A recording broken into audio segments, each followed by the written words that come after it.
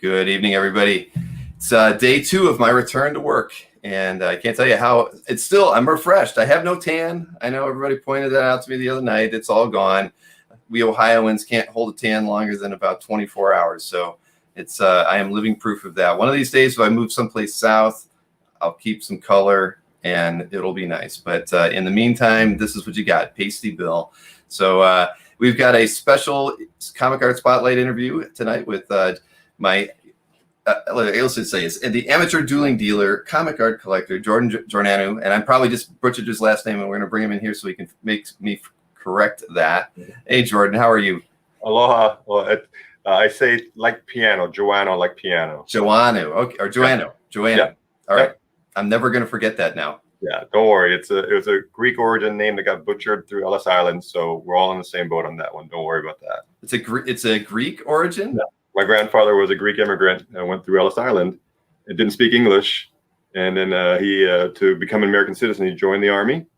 And basically, it's just like in the movies, just growing up to get indoctrinated into the army. The army sergeants are yelling out, last name first, first name last. And he looked at his friends and they said, just tell him your name. And he said his name in broken English, and it's Francesco, and he became Frank Joanou. So. Wow. Well, yeah. My mother's side of the family is Greek as well, but the last name is Stavrakis. So yeah, very. Yeah, so it's and my father, being 100% German, came over on the boat with his parents. So just very different. Couldn't have been two different lifestyles for me to grow up in, but very, very cool. Everybody's excited for this conversation tonight, Jordan. Well, I'm happy. I'm excited too. My family always says to me, whenever I get together with people in the hobby, it's my chance to get my geek on. It's a chance to talk something that we all love. So yes, always looking forward to that. So hopefully I won't talk too much. Oh no, that's the more you talk, the less I have to talk. So that's okay. Actually even better. But so we always start the show with the origin of your interest in comic art and comics. It's always kind of a good place to start. But there's so much that we have to talk about. So we should probably just get that out of the way quick, yes. Because I want to talk about your concept of these birth pages, yeah. and how that whole evolution came about, and what your feelings are in the hobby today, because those kind of pages are highly in demand. You know, they've become more and more sought after, especially in the last, to me, in the last 4 or 5 years. But it's something that you've been focused on and your collecting habits for a very long time. So I'm really curious what got you started down that path as well. Yeah, and I've used that phrase a lot. I'm very lucky and blessed, and I don't take that for granted. So I'm always very thankful to everybody. And I, like I mentioned, I'm very thankful to my family, who always supports me, puts up with me. Whenever I do a sale, I am on lockdown, so I love them to death, and I thank all my family for supporting me on that. But to get to the point, how I started collecting original art. So I'm turning 56 this year, so I was collecting comics like everybody else. Didn't have access to original art back then. I lived here in Hawaii, and no conventions were coming to Hawaii. I didn't have a chance to go to that.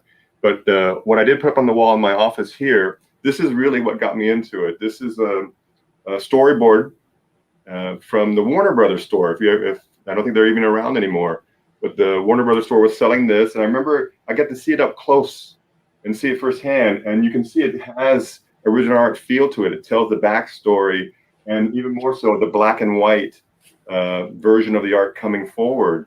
So when I got that piece and I had it in hand, and then I put it up in my office at work, it got me to look beyond the comic book publication and more of the backstory and the art. So, and I've always been a fan of black and white art interpretations.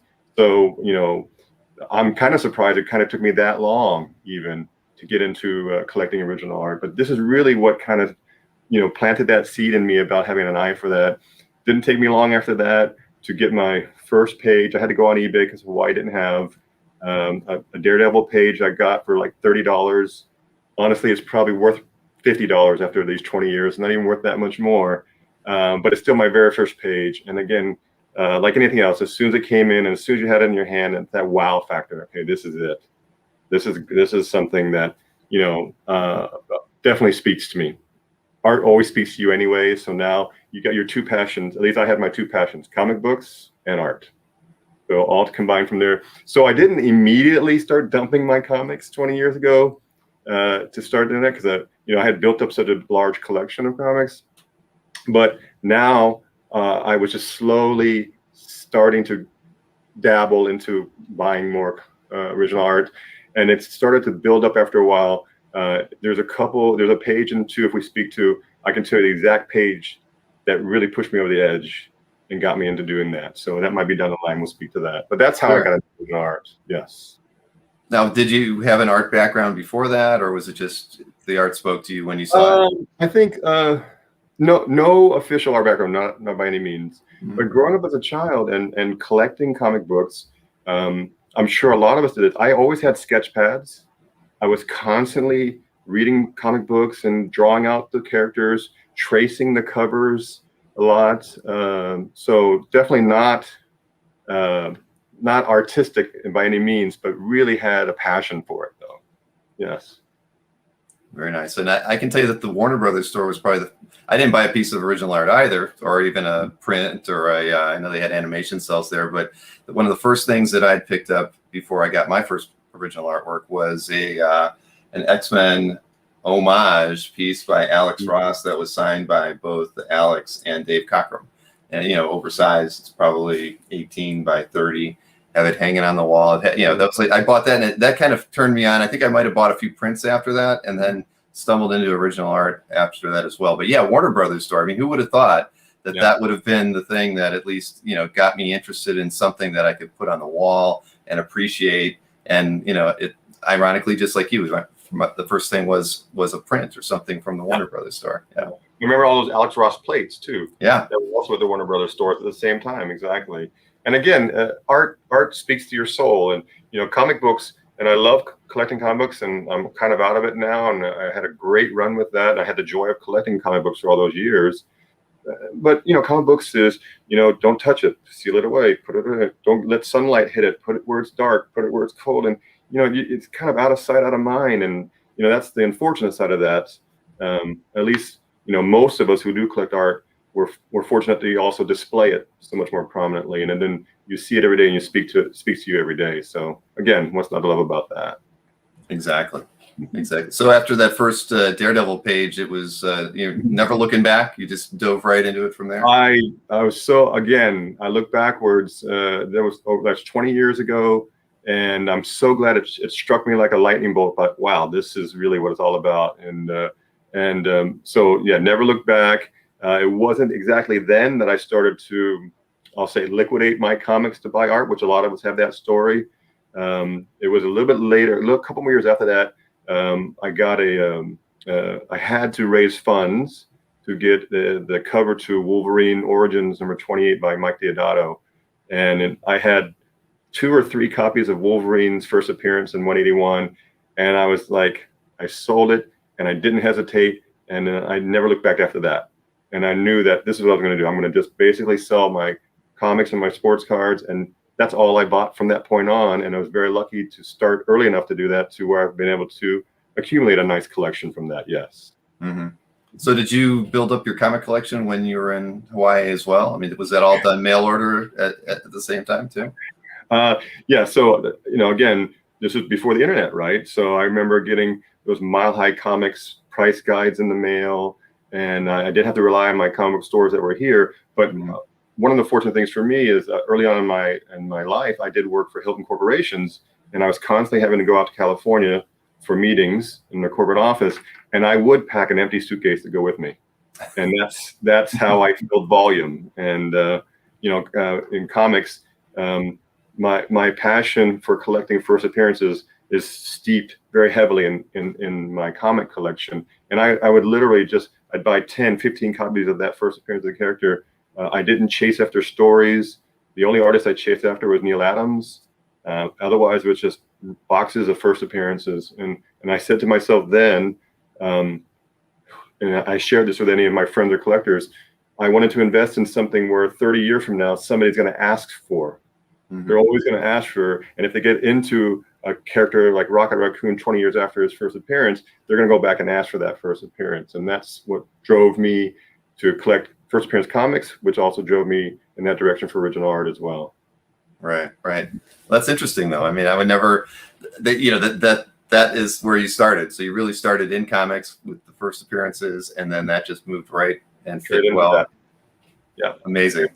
And I mean, it's not like I don't have other pieces that we all. Yeah. Of course. Yeah. But it's the one that drove me the most back then, which I'm very blessed for, and it still drives me to this day. And I have as we speak about, I guess we can segue about birth pages. You want to talk about? Yeah, please. Yeah. The birth of the birth page phrase.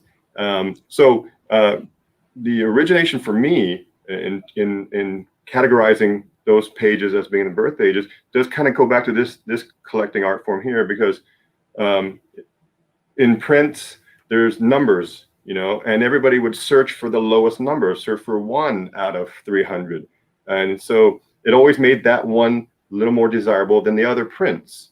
So as I started to collect original art pages from first appearance issues, and so I loved it if I could ever get a page from the issue, but of course, same concept. What about the one where it's the very, very first one? So I couldn't say, I told the idea, do I say 1 out of 22, right? There's 22 pages in the comic, and if the character's on all 22 pages, do I do that? And it got too complicated, too clunky. So it just came to me that, this is the first time the character comes to life, quote unquote, comes to life. So that's when something is born. So that's how internally, how I was separating the designation of my pages. Okay, here's my first appearance pages from the first appearance issue, but here's the one where the character very first time comes to life. So once I started doing that, and then when I had built my gallery, same concept, I decided to separate it out from there. And I can tell you this, when I built that gallery and built that folder for the birth pages, I honestly kind of stopped for a moment, and I thought that collectors would mock me. Right. And we can all have fun. I get it too. Oh, here's a pre-birth page. Here's a conception page. Here's an after-birth page. And I say that to myself as well. So, but surprisingly, I put it up there, and I did not get a mockery. I got people very warmly receiving it. I can honestly say that having that folder up there with birth pages is what drove Dino to reach out to me before one of his trips out to Hawaii. And then he shared with me online how he admired that section of my gallery, and so that struck up that conversation back and forth. And then when he came out, I mean, all the credit in the world how Dino really reached out from that. We've not only just become personal good friends. It really drew me into the original art community even more. It really showed me how it is fraternal, and how we're obviously we have a common passion. But the concept being that he recognized it as a great niche in my gallery and my collecting. And I can tell you this: ever since we've had discussions on it, I've gotten multiple emails of other collectors who also recognize how they like to designate that as a term as well. So I'm happy, if that's my way of contributing to the original art hobby. I love it. It definitely drives me. And even to this day, so I got lucky to hunt those out, and I continue to drive me going forward. So I have other stories about that as well. One of the pages I posted was I recently got the birth page of Guy Gardner, and great story. I have you to thank for that. It was at the Karmic Art Live event last November, and the whole story was, we're sellers, we're aggressively selling with that. I didn't even get a chance to shop, and it wasn't until the last hour of the last day that I said, let me just go online and start looking. And as I'm scrolling through, and that's the page there, and again, the first time that Guy Gardner comes to life, first time we meet him as fans. So Rick actually had 2 pages from this issue up for sale, and that's how I collect. The other page has Guy in costume. It's more eye appealing with Guy Gardner, but I don't hesitate. I quickly go to get this one because to me, it's the very first time he appears. So I prefer to get this one over the one where he's in costume a little more in action.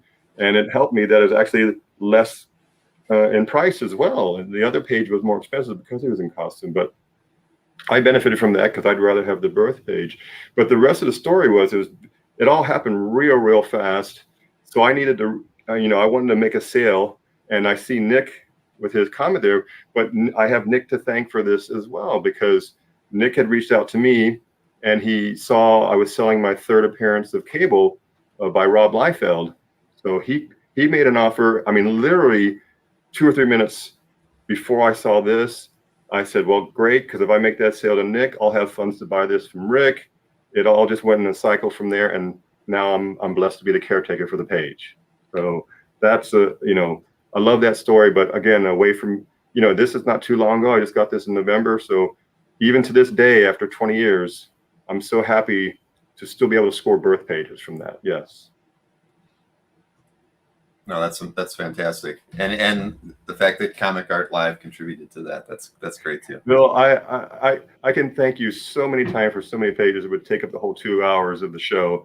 There's so much that starts from you personally as well as what you've created here. So yes, all the things in the world to many of the pieces in my collection, certainly. No, it's like I said, I've said this many times. CAF is an amazing thing, and more amazing since I've been talking with everybody about how it's really changed their collections and made their time in the hobby so much better. And again, if we hadn't been doing these types of things, I wouldn't know that. I'd still not be talking to people. We would never have chatted before, Jordan. I mean, it's just That's true. because unlike everybody else who has time to hang out, like you getting to meet Dino because he appreciates the way you organize your gallery. I could see all those things, but I never had time to email anybody and say, if I like this or I like that. So that's why I was always behind the scenes. So it's great. I love hearing it. I really do. This stuff is, it has made me so happy that CAF has been able to contribute to everybody's collecting experience in different ways. Yeah. But I can tell you, the way people organize their CAF galleries has always been one of the things I enjoy the most. I almost always, it's crazy, but I'll scroll past their featured artwork and just see how they chose to organize their artwork, because I think that tells you a bit about their eye and how they look at their collection, more so than the pieces that they chose to feature at the top. And so it's just different. People do it by title, or they do it by year. Some people do it they'll have Marvel dash, an artist name, so they can have Perez Marvel versus DC Perez, and I like that. I think it just tells me a whole lot about that person before I really dive into their collection and get to see what kind of artworks they collect. Well, on that note, one of the things I'm coming across is that I'll have a page in one of my folders, and I list them at first appearances, and then I'll put in their bucket list. I have a folder for that and whatnot. But then I find that this page actually fits in 2 or 3 of my folders. So I'm over there. I know I could move it, but I gotta copy it over and list it in the other folder as well. And to your point, if anybody comes to my gallery, I want to help steer them to what stands out the most for me, and hopefully they enjoy that as well. So I try to make it easier. If you're looking for covers, I got a folder here, and I've got my Grail covers and whatnot. So yeah, I see your point. You kind of speaks to how you organize yourself in your collection, certainly. Right. I mean, one of the number one requested things I always get is people wishing that they could share that artwork in multiple gallery rooms, and it just doesn't fit well into the way we program the site, unfortunately. And I don't really have a good way. I've always wanted to, but I get asked that. It's like probably the number one requested feature I had, outside of blocking people from emailing them. Or certain people from emailing them. Like when they're tired of getting requests about buying stuff. So that would be the number. So number 2 is how you could share it. Same with like sketchbook stuff. People would put more things in the sketchbook if they could just take their piece from their gallery and virtually share it over in the sketchbook versus adding it a second time. Versus having to type it in there again. Well, I mean, I guess, but I mean, if it's worth, my father taught me if it's a job worth doing, it's worth doing right. So if you want to do it, just take the time to relist it from there. So yeah, it's not a deal breaker, that's for sure. Right. And Kavi, that question where you mentioned about organizing by artist, we didn't have the organization with the artist names underneath the gallery rooms for a very long time. So a lot of people did organize by artist.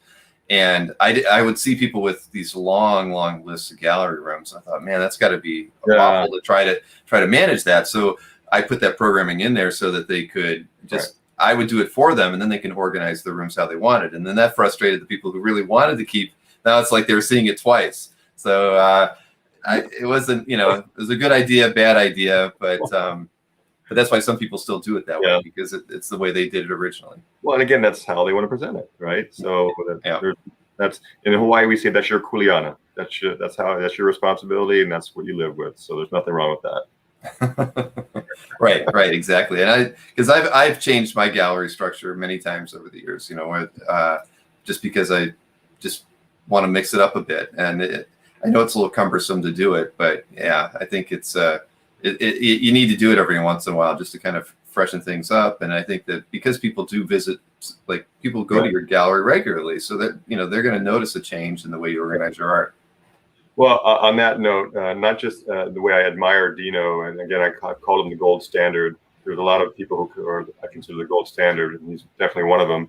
But also my good buddy Ruben up in the Great White North, he impressed on me, take pride in your gallery. You whether you work so hard to acquire these pieces, you've taken the time to create a gallery in the first place, and of course, everyone's gallery has wonderful pieces and they're wonderful works of art. Or take pride in how you present it and how you take your pictures. He's kicked me in the shins because I don't have a scanner. I'm still with my SLR camera trying to take pictures. Right. They're always off center and all that. And so one day, I've already kind of committed to him that I'm going to get a scanner and I'll have to rescan all my pieces. But that again, I'll enjoy doing, right? Because you want to revisit your galleries. You don't want them to go unloved and unforgotten. So, yeah, definitely. Fred says that was a spot-on Dino impression. And Jason asks a question about being able to move things en masse. No, I haven't ever thought of that, but it's not a bad idea. Yeah. There's a lot of things we can improve upon, and that's one of the things we'll touch on tomorrow when I talk about like where I want to focus my next 12 months and stuff, because CAF is calling me again. I want to be able to spend Maureen and I's time on that, as much as I can on the channel too. But I want to kind of refocus my time there, where I'm not just being the guy answering emails. So, but we'll talk more about that kind of stuff tomorrow. So back to somebody had asked a question earlier, like you've got your birth page here, but what happens, the character appeared on the cover. So really, what is the first appearance? Yeah, I mean, of course, there's going to always be interpretations of it. Just as in, if you look at the comic book industry, what is Wolverine's first appearance? Is it in 180 at the last page? Is it in 181? So you've always got interpretations of that. And then there's even more discussions like there's the Marvel Age comic, which was like advertisements, and he was in an ad in that a month before Hulk 180 and 81 comes out. So there's always going to be those interpretations, of course. For me, I just put out, it's the first time the character comes to life, right? So, and I'll admit I'll stretch it. I'm stretching it. So, for example, I've got the title page from New Mutants 100, and that's Shatterstar, and I have it designated as Shatterstar's birth page. And he's fighting. He's coming to life and he's fighting. But he actually appeared on the cameo of 99, but he was unconscious. He was just like knocked out. And they just shove a picture of him. And then, so to me, yeah, I'd love to have that cameo page as well. But for me, it's the first time he's come into life, and that's why I designated that way. Another way I interpret it is there's some pages where the character's in shadow and you see an arm, or they're speaking, you don't really see them. So technically, that's the first time they're in print and they're published. But for, again, just my own interpretation, and then it's artistic freedom. If I got the page where that character is first there, presenting themselves, being brought into the universe, that's their birth, that's their coming to life. So a cover, to me, is like a foreshadowing of the comic interior. It's not really the story. It's not really what's happening within. It's more so, here's what's happening inside this comic. Everybody come and buy me and come and look inside. So I don't count covers as a birth page because they're not really coming to life yet. And again, my interpretation of that. So same thing with, I've put in there the birth page of Red Sophia I got from Cerebus 3. That's actually page 3. She's actually first time in the story, first time speaking, and she meets Cerberus for the first time on that page. But if you look at page 1 on the title page, it's foreshadowing of an event coming in the future of the story, and it does show Cerberus on their mission with Red Sophia, but it's a foreshadowing event talking about what's going to happen. So again, I'd love to have that title page, of course, but for me, the first time Red Sophia actually comes to quote unquote life is on that page that I was so blessed and lucky to have acquired. So again, just everybody's interpretation of it. It's no hard and fast rule. This is not CGC. I'm not going to slab it and label it and all that stuff. And more power to everybody who gets a different version of that. And if they consider that the birth page of Red Sophia, I have nothing but love for it. I wouldn't battle with them whatsoever. Right. I hear you. So, but that's tough, trying to search out those specific pages though, because I mean, you probably can find some on CAF when you've got something in mind that you're looking for, but that's like sometimes looking like a needle in a haystack, trying to actually figure out where that particular page exists. So I'm sure you've done a lot of networking over time. Networking to try to get. I'll take a moment here to. I just scored a birth page yesterday at your Dueling Dealers show. One thing that I've actually given panel seminars in Hawaii. So in Hawaii, I'm known as the art guy. I'm one of the few that just sells original arts. And again, I'm a bigger fish in a small pond here, which I love, and that's great. So when we have conventions, I'm the one person with a table with art, and everybody else has comic books. And I've had to give panel discussions on that, and I love it. I love sharing. So the question that comes to me a lot is, what's a tip that you give, Jordan? So the first tip I give is, and it seems basic, but I say know your first appearances. Okay, so all right, great. We all have to know our first appearances. But the thing is, know, especially with original art, for me, the more you know, the faster you can acquire and react to those. And so for me, again, it was before the internet. This was our Bible for those of us who are, over 40 in age. And so before the internet, what I did was when I got this, I would pull up every overstreet and I would highlight everything that was first appearance, and I made my own little handwritten spreadsheets, and that's what I would take with me to go get comics. But by doing that, it really got me entrenched in really knowing my first appearances from there. So how does that help me? Well, we can all research and all know our first appearances, but even at yesterday's show, when and I got pictures of it here. So when Anthony had that Silver Surfer page, right? Okay, and I go, that's Ganymede, and I'm going, her first appearance was in Silver Surfer, and I thought it was like 81, 82. So I saw that, but quickly just did my research. So the second bit of advice I give to everybody who wants to listen, I always said, invest in a very cheap tablet. The reason I say that, this tablet that I have in my hand, I only use for researching comics and comic art. I don't use it for anything else, because the online websites like Read Comic Online or Comic Extra, they spam the crap out of you. Right. I do not want to use my work laptop. I don't want to use my phone for them. I only use this, and I don't care how much it spams me. And so I'll go on here. So during the show, he showed that. I keep missing. Here we go. He showed the page, and I saw the title and number. I go, wait, for first appearance, I thought it was 81, 82. So just like anybody else, I quickly go online. I'm doing this while it's going on, and I pull up that the listings for the comic book, and it does say right there, Ganymede's first appearance. Okay, so now my eyes are up already, right? And when I drill into the character, as soon as I drill into it, it's got that same image that he has on the page. So already I'm like, okay, this looks to me like a birth page, especially if they have it on display here. So when I go to the Read Comics Online, and I pull up the issue, and I'm getting spammed as I'm pulling up, but I'm scrolling through the pages. So same concept as I just spoke about earlier, like whose interpretation of a birth page. She is introduced earlier in the comic, but every panel she's introduced in is she's in the shadows. And I'll just quickly show you here. So they have her getting warmed up. She's in the shadows there. So every page is just her in the shadows.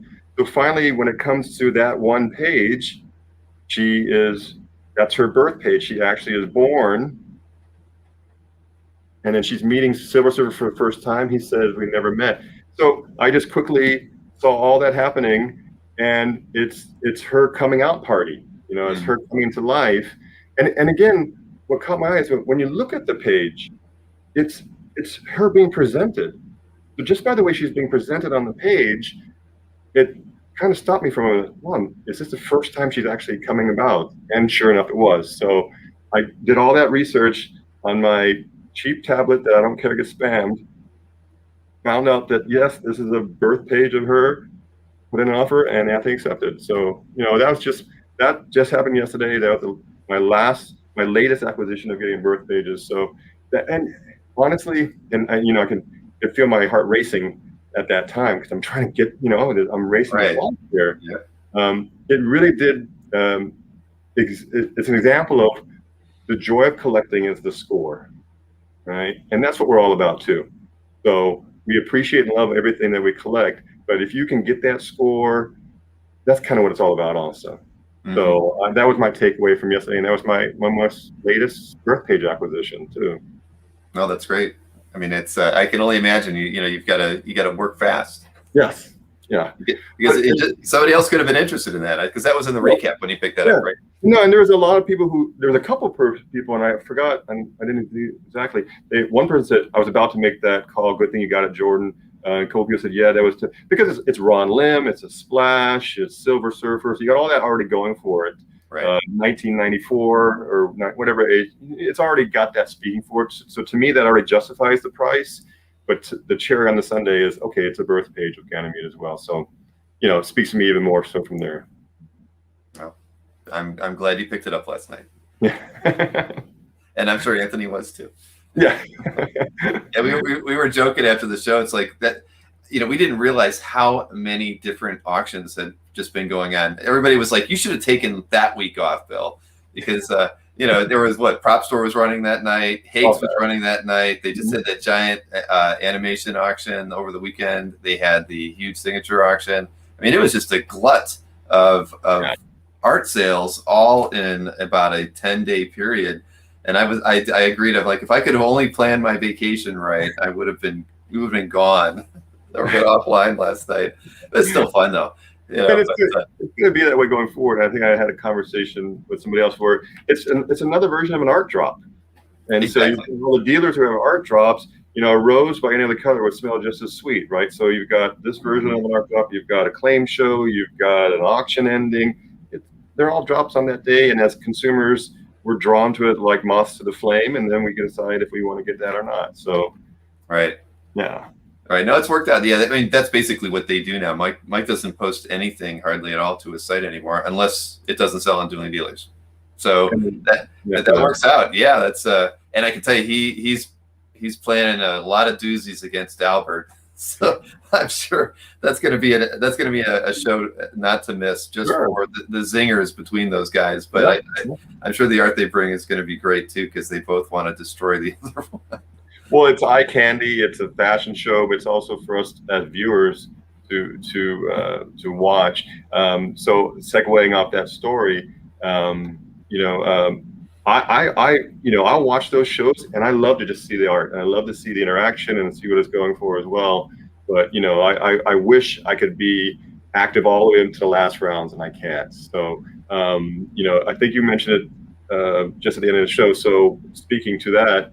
I remember when I reached out to you and I said, well, Bill, how about like a bargain bin show where, you know, every page is 500 or less for every round all the way through.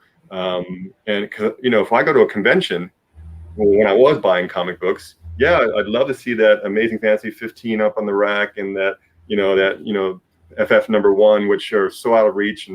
But I'm right to the bargain bins. I'm right to those comics, you know, 4 for $1 kind of thing. And those are the scores for me. And if I find that one score, yay, you know, to me, I got more satisfaction out of that. Exactly. And so for original art, there's great art, 500 or less. And so you know, I was happy when I reached out to you. You said, you know what, yeah, you thought it was a good idea. So I think we're running with it. And you and I went back and forth, like who would be, good to go against. And we said, why don't we do amateur versus dealer, and you ran with it. I think you reached out to Anthony, so I think that's a great start. So I'm looking forward to it. I think it'd be a lot of fun as well. It will be, and I tell you, Mike wanted to do it too, but I said no. You're going against Albert, so we'll give Anthony this shot. Maybe you'll get a shot at Jordan later in the year because because both of them have a lot of lower end stuff, but they don't bring that much to Dueling Dealers. So I just said So just so you know, in your future will be a battle against Mike as well, because hopefully if everybody in the audience wants it to happen as well. And when Dino and I did Amateur Dueling Dealers, we want everybody to participate, and we love it. There's already been a couple of shows with that, and please, everybody, it's a community thing. Jump in. So to your point, if they want me, I'll gladly step up. But it's a lot of work. It's a lot of fun, though. It really is, and that goes to you. Kudos to you, Bill, for making it a lot of fun as well. I'm just glad I don't have to ship anything. I don't mind doing all the image prep and all that, and the advanced putting the memes together and formatting them. That part's fun, but the shipping would drive me crazy. Yeah. But I agree. I mean, we just want to have a good time with it, and I think that mixing it up. That's why we've done those sketch shows, and we're not always trying to go high end. I mean, it's not always about the money. It's more about just having a good show and trying to be timely. That's why when I looked at last night, it's like, man, we should have been another sketch show, or it should have been something different, because it's just it's tough when the hobby is in such a place right now where everybody's trying to capitalize on the fact that everybody's overspending in lots of different ways, and I don't want to be that show. I want to be something different that is just providing entertainment and putting art in everybody's portfolio. So I got to be more cognizant. So when you came to me with that idea, I thought, no, that's perfect. I mean, I think it's a wonderful idea, and it'll be interesting to see the artwork that both of you pull out, because it'll be 12 rounds, 2 pieces per round, so 48 pieces of art. A lightning round. Right. It's going to be great. Yeah, I think it will. I think more people will be engaged, and hopefully, we know when we go to these shows, it's a smaller minority of the usual suspects that are in there and aggressively claiming. And what's not to love about that as well? But if we can get more people to chime in, I mean. Honestly, I know that's your driver behind it. It won't represent the most money for the show, of course not. Yeah, it's never been about that. Yeah, I'd like to think it might represent the most participation, and that would be, definitely a win. That's for sure. Nope, I agree, and it never has been about that. It's always just been, this has been the best outlet for me, because everything else started feeling a little bit like work. When I started doing Dueling Dealers, it was like, wow, this is fun. I've never been able to participate in selling artwork really at all. It's always passively through CAF, whether it's for collectors or dealers. And here I'm actually getting to engage in something that I've always wondered what it would feel like to help somebody actually sell a piece of artwork. Well, and again, you did specifically sell a couple of Anthony's pages along the way there too. Yeah, when he sits there and he's just fumbling around looking for the artwork. I know, that was so funny. I think that one episode I sold 3 of his artworks. Yeah.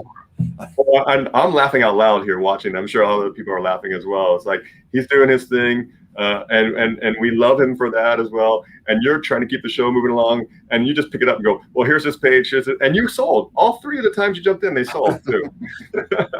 I know. That's why I told him he should keep his mouth shut for the rest of the show, and we'll do just fine. But again, that's it's all off the cuff. It's just trying to just roll with it and enjoy it, and yeah, you see Mike, he's always giving me direction. If Bill would show the color, the printed piece beside it, I know he'll pull that one up in a second. It's like, all right, yep. So Mike's the exact opposite. He's over prepared, and he's telling me what to do the whole time. And I don't mind. It's like it's dealing with 2 guys, very different personalities. So it makes it a lot of fun. Well, it's fun for us to watch, that's for sure. Even if we're not actually claiming, it's a fun show, definitely. Right. No, that's what I told him after, because it didn't go well last night, right? But we got done. I'm like, well, there were 285 people watching us. I mean, but people tune in just to watch the show. They want to, have something to be entertained, even if they don't have any extra money to burn that week. So it's just how it goes. But the testament is that the same number of people keep turning up every week because they want to see what we might play or do or. So I got a lot of requests for vacation pictures after it was over. People were like, I thought you were going to do more than just play billiards or something. So I'll have to throw in a few special moments that I wasn't going to share. So you're feeling obligated now to feed your adoring fans. I am. I never wore a Billigan hat, though, during the trip. I disappointed many people. Even when I was on the boat, I thought about taking it just for that because I knew we were going. We went snorkeling once, so we were out on a catamaran, and then we went fishing one day, and I thought about it because I'd lined those up before we left, and I didn't do it. So I should have, because that would have been really, really funny. Oh, sure. You created this brand now. It's like the traveling gnome and Travelocity. We want to see where Billigan pops up. Exactly. That's actually a great thing too. So I do know that when I film the memes for the upcoming bargain bin show, we don't have a better name for it at this point. I'm going to save all my outtakes though, because filming 2 or 3 times, I would just delete them. I'm going to save them now, and I'll share everything with you. You can run with anything from there. You should. That, like I did those like the doozy and the claimy thing last night. I had those in my head ever since that episode aired. That was, the mics were from the Saturday International Sales show we did, and that was back in April. Yeah. But I had kept that thought in my head. I'm like, oh, I'm going to pull that doozy and the double doozy and the double and just make it into something little and funny. And I knew that the claimy thing came up 1 or 2 shows after that. Right. So, that's what's great about these, the outtakes and the things that happen during the broadcast. Because we weren't going to do memes with the first, we didn't do memes on the first episode. Mm-hmm. I just thought there were just so many funny moments that happened that they were meme worthy. Like when Anthony presented the cake to everybody, and again, it's just rolling with what the show presents us. So I can tell you from doing the shows, the hardest part, besides going to your own personal collection and pulling out ones you want to part with, that's definitely the hardest part in the beginning. But once that's done, is making the memes and putting a lot of effort into it. It's the hardest, and it's the most fun as well. So. Yes, exactly. So yes, please send me all your outtakes. Yeah, don't delete them. Okay. Yeah, no. I think those are the best. That's why we did that one show. It was all the bloopers or behind the scenes that made up the stuff. I thought it was funny when I went back and looked at the thwip, that Mike did. I was the one who told him to do it, but I didn't remember that until I went back and looked at the original recording. I'm like, see, Mike thought he came up with that. I did that. So anyway. So yes, the Affordable Art Show will be lots of fun, and if it goes well, I know we're going to want to do more of those. And like you said, maybe there's somebody else that wants to come in and do it as well, because I think that's one of the reasons why we really haven't had a lot of amateur people approach us, right, or collectors approach us, because they look at it and they say, I can't sell on all those price levels. That's hard. I mean, I don't even think I could. I don't think I'd have to sell stuff that I want to keep if I was going to do that. So, I mean, and I know he's in the audience, and Nicky 5 Bananas, he says often in his shows that he has a hard time selling, and he's got a wonderful collection, and I've been hitting him up myself, and it's tough because we go out of our way to collect these in the first place. We're not the professional dealers who have a large stockpile to just kind of choose from and throw up on the show to sell. That truly is the hardest part, deciding what you want to go ahead and let go of. So, like I said, it's worth it. It's definitely worth the efforts for sure. Right. So we'll see that kind of presentation might lead us to do a few different things with the amateur side of things, where it's less, because it's really not about a competition. Does anybody feel like they won or they lost? No, not at all. It's all about the experience of getting on camera and doing this in front of everybody. Yeah. And so yeah, and I do think Mike and Anthony have that. They do have that competition. Anthony really wants to win, and I know Albert wants to really hand it to Mike. But on the amateur side, it should be a little bit more fun. We shouldn't be really worried about what the end results are, even though we show the totals and keep the score going. But we'll see how it goes. I think it's going to be great. Keep that. Hopefully, they're not watching, but keep that brand going, because the more they want to outdo each other, us as consumers benefit, because then we get to reap the rewards of them getting more aggressive with their pricing. So don't let them know that it's not really a competition. All right. Well, they never watch these. Mike didn't even know I was doing extra shows. He thought I only did the Tuesday show, and then I was doing the Dueling Dealer show. He's like, Bill, what's this? Like, you're on number 40 on something, And I'm like, you haven't paid any attention to why do you think we've been growing the audience all this time? It's because I've been doing this extra show every single week, sometimes 2 extra shows. And he's like, no, didn't know you were doing it. Like, son of a gun. They think it's all that, it's like, oh, it's all us. We brought all the audience in here. I'm like, no, it's all this extra work. But anyway, but you're right. No, that is the best part about it with that particular show, is they do want to make deals, and we want to make sure that the price, they come in with good prices. And so, we had a long conversation after last night's show, just with different ways to approach, pricing your artwork to start out. It's like, hey, like some of that artwork could have, your recap price could have been your starting price. You know, you don't have to start here and drop 25%. You can start there and drop 10%. And you know what? We'd rather you sell it in rounds 1 through 15. I don't want to go to the recap with hardly anything. And so there's a philosophy to that. It's just trying to get everybody to be on the same, you know, kind of approach it the same way. Because I'm not going to tell them how to price their art when they come. No, exactly. So, but again, the banter and the going back and forth, it's part of the entertainment value of the show as well. So not just the claiming side of things. There you go. Let's see. So, sorry, Ruben was asking something. Bill, when is the episode where every piece is worth over 10? That would be a Albert and Mike show for sure. We probably wouldn't sell anything at all. There'd be 4 people watching the show at that point. Well, we might all watch for the entertainment value. Right, but nothing would sell, because that's the problem. When they get to that high price, you know, think about it. How often have we sold something over $10,000 live? Almost. Right. I would say more of those sales happened after the show because people wanted to see a better scan. They either wanted to throw in a little trade with some cash. Those are things they can't do. Yeah, they can't negotiate in a chat. And you know, so at the end of the day, it doesn't benefit the show if everything's happening afterwards. And but they'll bring it anyway. I mean, Mike has sold a couple expensive pieces, but that's the rare thing. It's and I'm not really even comfortable when he brings when the art comes in and it's a $17,000 cover. But you know, it is what it is. It's made some interesting shows. I think that kind of stuff should be saved for special events, whether it's the Albert Mike show or if we do something special on a Saturday where we're trying to bring in the European audience and that. I kind of giggled at it when Ruben made the comment, but you never know, right? It might lead to something like that. Maybe just as we're doing again, I'll call it bargain bin show, there might be you know, an upper shelf show, you know, and you know, you're going to have people viewing and you're going to have some purchases as well. So just not as fast. But. Right. Oh no, and we've talked about doing a couple Saturday show, like a Saturday show a month, and whether it's a duel or it's more of a straight just art drop where there's no like recap or anything. It's just you know what, we're going to do an exclusive art drop as a Saturday afternoon kind of thing, and just to do it, you know, just to have something fun, gives us something to do in the afternoon, and again, different than always just doing your regular art drop on the website. I haven't been able to find a Saturday, and you know, until I sell that mini golf, I think that I'm kind of stuck. But I'm close, very close. I believe. I think I'm going to be out of it in September, one way or another. I've got 2 different buyers that are talking with me, so that'll be a massive weight off of my back, and you know, because I have to work at the mini golf on Saturday of all days from 2 to 10. It sucks. It's absolutely sucks. It's going to be because it's going to be 75 and sunny. It's like the perfect storm. It's July 3rd, right? It's the day before a holiday. Wow. I am going to be so busy, and I'll be stuck there by myself, handing out putters and golf balls for 8 hours, getting nothing done in the comic art world. It's just not the way it should be.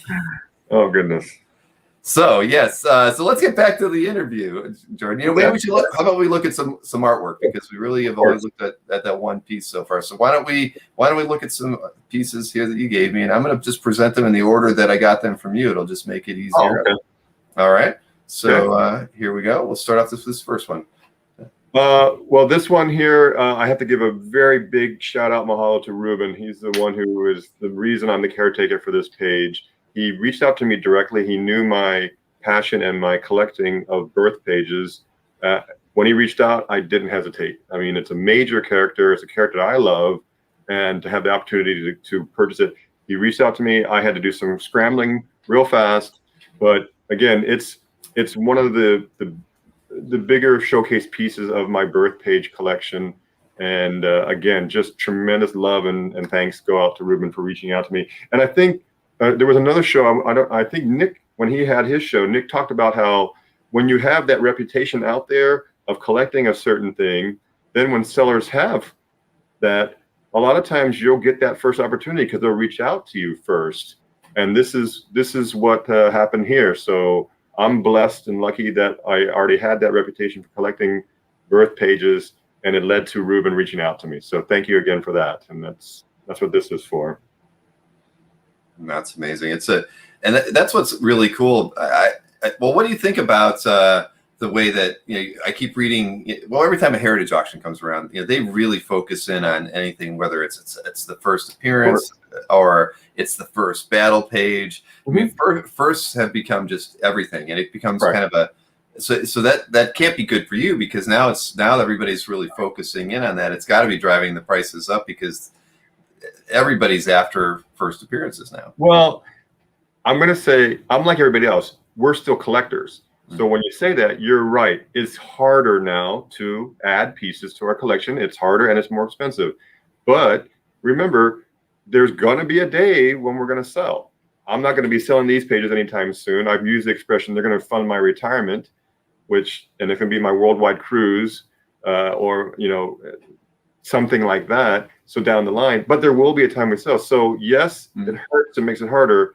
But for the value of our pieces and for when we do sell, it's definitely helped, right? So there's that yin and yang going on from there.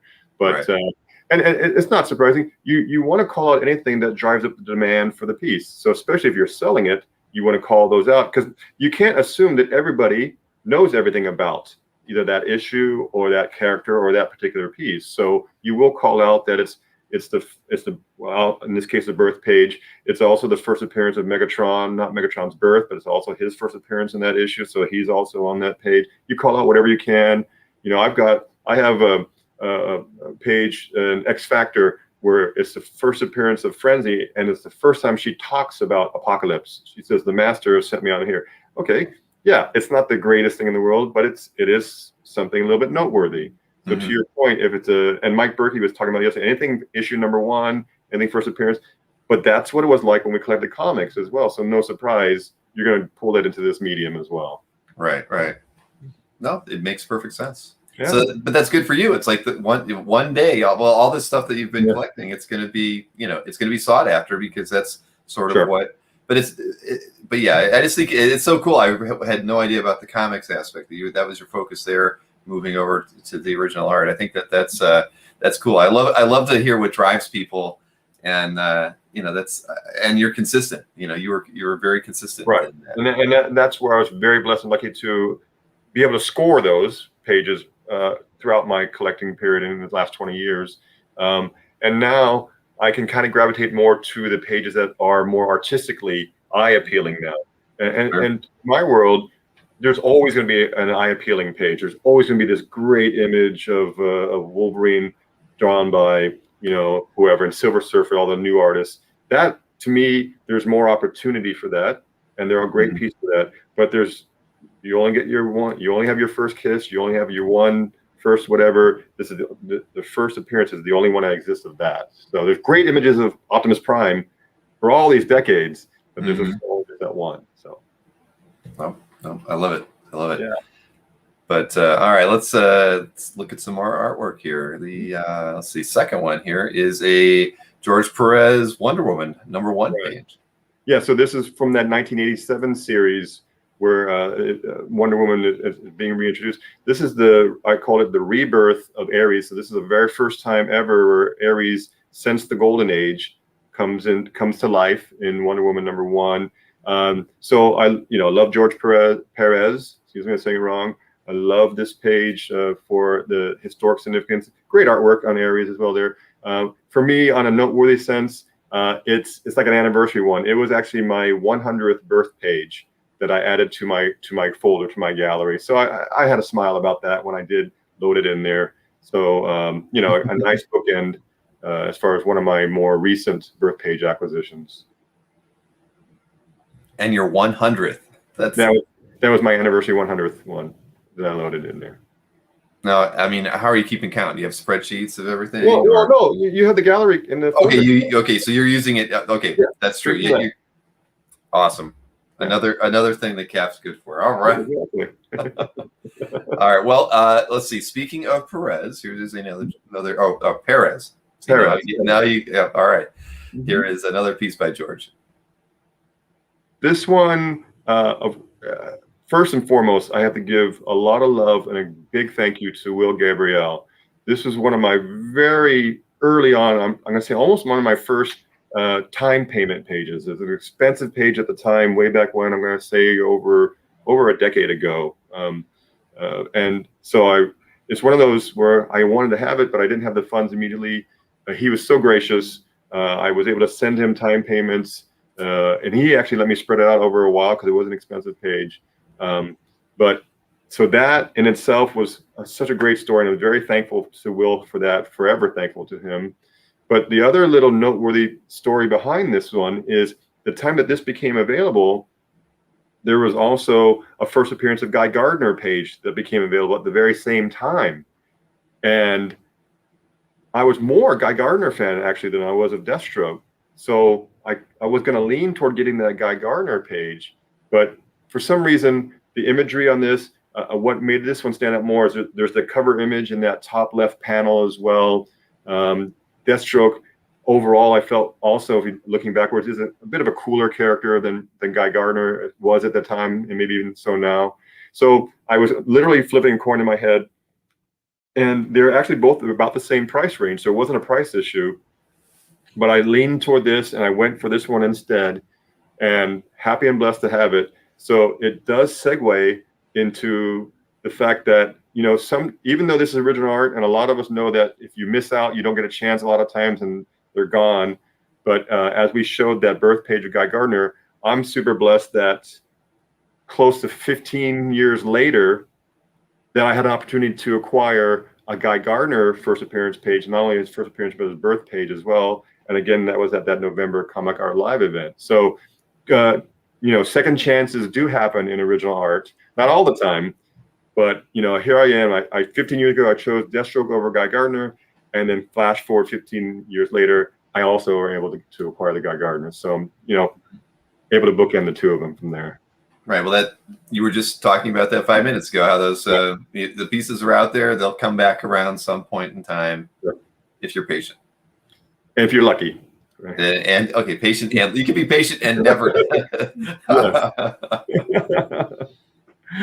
Well, but see, that's where, you know, your CAF Gallery really helped you market your wants. I mean, that's how Ruben knew to reach out to you, because he, you know, Dino met you because of that. So, so it does pay to kind of get yourself out there in that way. I mean, well, you know, sharing is caring, and that you pay it forward, and it can have a positive benefit. Not just that you meet original art buddies and friends from there, but that interactions can lead to other things, certainly. Mm-hmm. Fantastic. Now, I would have shown your Green Lantern page. Right. We spoke of that one, next, but we can skip that one right now and go to a really cool page, in my opinion. Taken by your phone, though. I can see. Shh! Don't tell Ruben that, because I'll never get into that one. So this one, it's the rebirth of him. So a literary birth of him coming out of the cocoon. And so this one, of course, Jack Kirby, and the art and the historic aspect of this. So totally blessed and lucky that I'm the caretaker for this page. The story behind this, so the fun story for me, is this page first became available again around 12 years ago, and I reached out to buy it, and I apologize, I forgot which dealer was listing it for sale. So the dealer had it on their site. It wasn't an auction, and the thing was, I was in the middle of my divorce from my first wife, and so I did not have funds to turn to. But like anything else, original art, that fear of losing out, I still needed to have it. I still wanted to get it. So when I reached out to the dealer said, yes, it's yours. I can get it.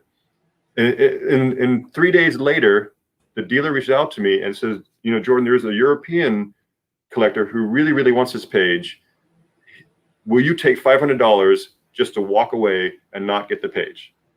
So I was relatively young and collecting. I thought, well, okay, I'll have an opportunity to get other Kirby pages, and, you know, and hopefully a first appearance as well. And because I was in the middle of my divorce, I kind of really needed the money, honestly. So I said, okay, I'll take the 500. Let the other collector buy it, and that's what it was. So the dealer sent me 500, and, you know, I moved on. But again, that story about second chances, less than, I'm going to say, 2 years later, this came up again. For sale at around, you know, $1,500 less than it was being sold the first time, and I quickly jumped all over it, and I quickly got it. So I got it, and I got it at less of a price to kind of wrap up the whole story. So, when I think about this, I love the art, I love the page, but I love the story of how I got rewarded for it even 2 years later.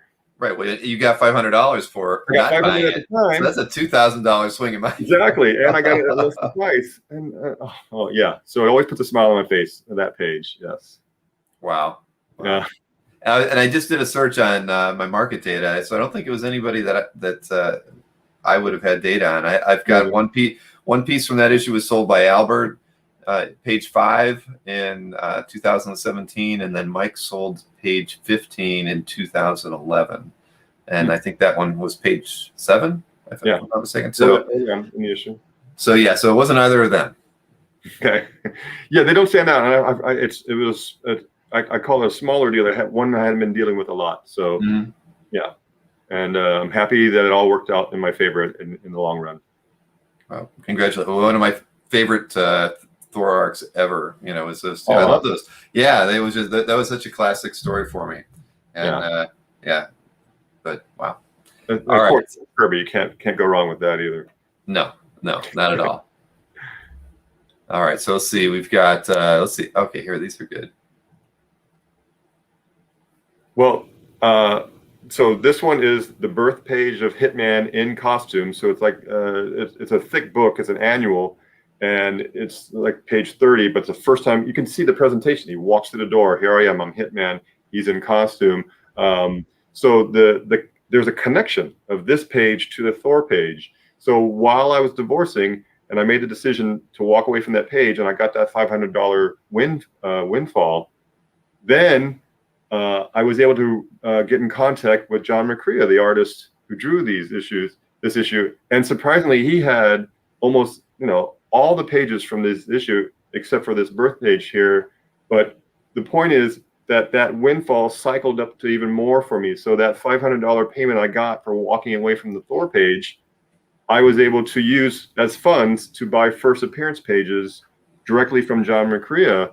And love him to death. We had great correspondence back and forth, and he said he had pages. He sent me an email with around 15 pages listed on them, and he had prices for them. And, this is 15 years ago, so in retrospect, not expensive whatsoever when we look at it. But at the time, 15 years ago, I'm still divorcing. But I said, well, how about 500 for them all? And he said yes. So that 500 I got from the Thor page went straight into buying these Hitman pages that are first appearance pages. And I'm a big fan of Hitman because I'm a fan of Lobo. I'm a fan of Hitman. I'm a fan of Guy Gardner, and that's Tommy Monahan before he becomes the Hitman persona. So again,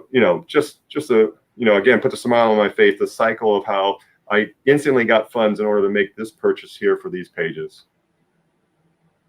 Well, I mean, so you had very fortuitous collecting experiences. I can't say that anything that interesting has happened to me at all in things, but I've heard several stories, and it's funny. I would have thought that the $500 story would have been related to Mike, because over the 20 years that I've known him, I know that those kind of situations have happened where somebody else will come in second and the second guy will say, "Tell him I'll give him $500. I'll give him $1,000 just to back off so I can get it at that price." And what's the dealer to do? He's trying to keep two customers happy, and he figures that that's okay.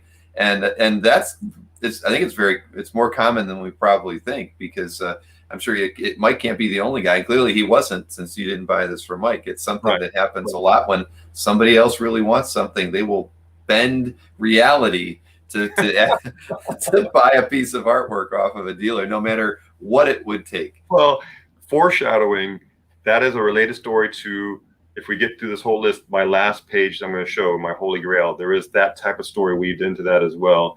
And I think we have to be thankful for the fact that we have these reputable dealers, because they could have come up with some story like, "Hey, Jordan, I know I listed it. I know you wanted it, but I'm sorry. I thought I had it and I don't," when they decided to make a different deal. You'd hate to think that goes on.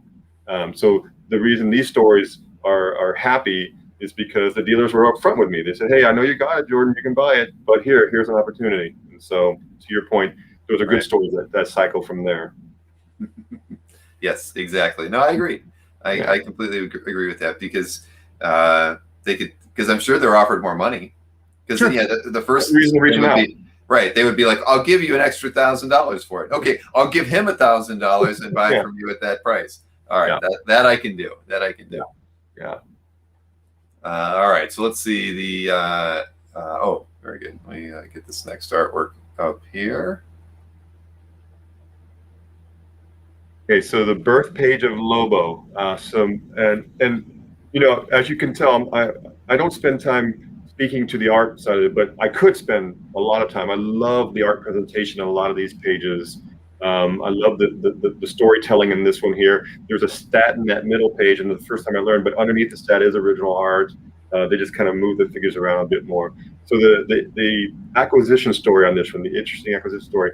Again, Bill, I said to you, I have you to thank for many, many of my acquisitions. This one here, you had just started to add eBay auctions to the main page of CAF. And so this goes back how many years? You just started to do that. And I was actually getting ready to go on a trip to the mainland. And I was all packed up, and I literally just pulled up CAF like hours or so before I'm leaving, and I just saw that up there. And sure enough, this page was displayed in that header of eBay auction pages. So I would not have caught it had you not had that feature. I would not have caught it on eBay whatsoever. So it caught my eye, and then knowing my first appearance, I instantly knew, wait a minute, that's Lobo's first appearance. And I had that copy, so I was able to check to see if it was his birth page or not. So when I checked that copy and saw it was his birth page, I was extremely committed. I am going to get this at no matter what. So this is at the tail end of my divorce. I come back to that side of thing. I chuckle when I say that. And I literally had I was funding everything via credit at that time, because you got to get everything cycled out of your divorce from there. So I just gotten a brand new credit card. I mean, literally in my hand. I was going to take it with me on my trip. And I said to myself, I am going to bid the entire limit on this credit card to make sure I get this. And I was not exaggerating. I was all set. So I'm all in. I'm getting this. This is Lobo. I love the character. And here's a chance to get a birth page from it. Now, what was in my favor, if you look at the bottom panel there, the person who was listing this in the auction did not call out that it was the first appearance of Lobo. I actually don't even think they listed Omega Men #3 in the main title of the auction. What the person who listed this as, they listed it as a tribute to Fred Hembeck. And they were speaking to the bottom panel about how it's, you know, Fred's cartoon type style, and that was the meat of the auction listing. And so I saw that. In my head, I said, I hope people just kind of see that and move on. So I'm all set. So the nervousness for me, the angst, is that I'm flying while this auction is on the day it's ending. So I'm okay. So I'm due to land 2 hours before the auction is supposed to end. So okay, great. And then all of a sudden the anxiety kicks in. What if the flight's delayed? What if it's because this is before you can get on the internet on your planes. So I didn't have the option that, okay, well, I'll go online and still bid for it, even in the air.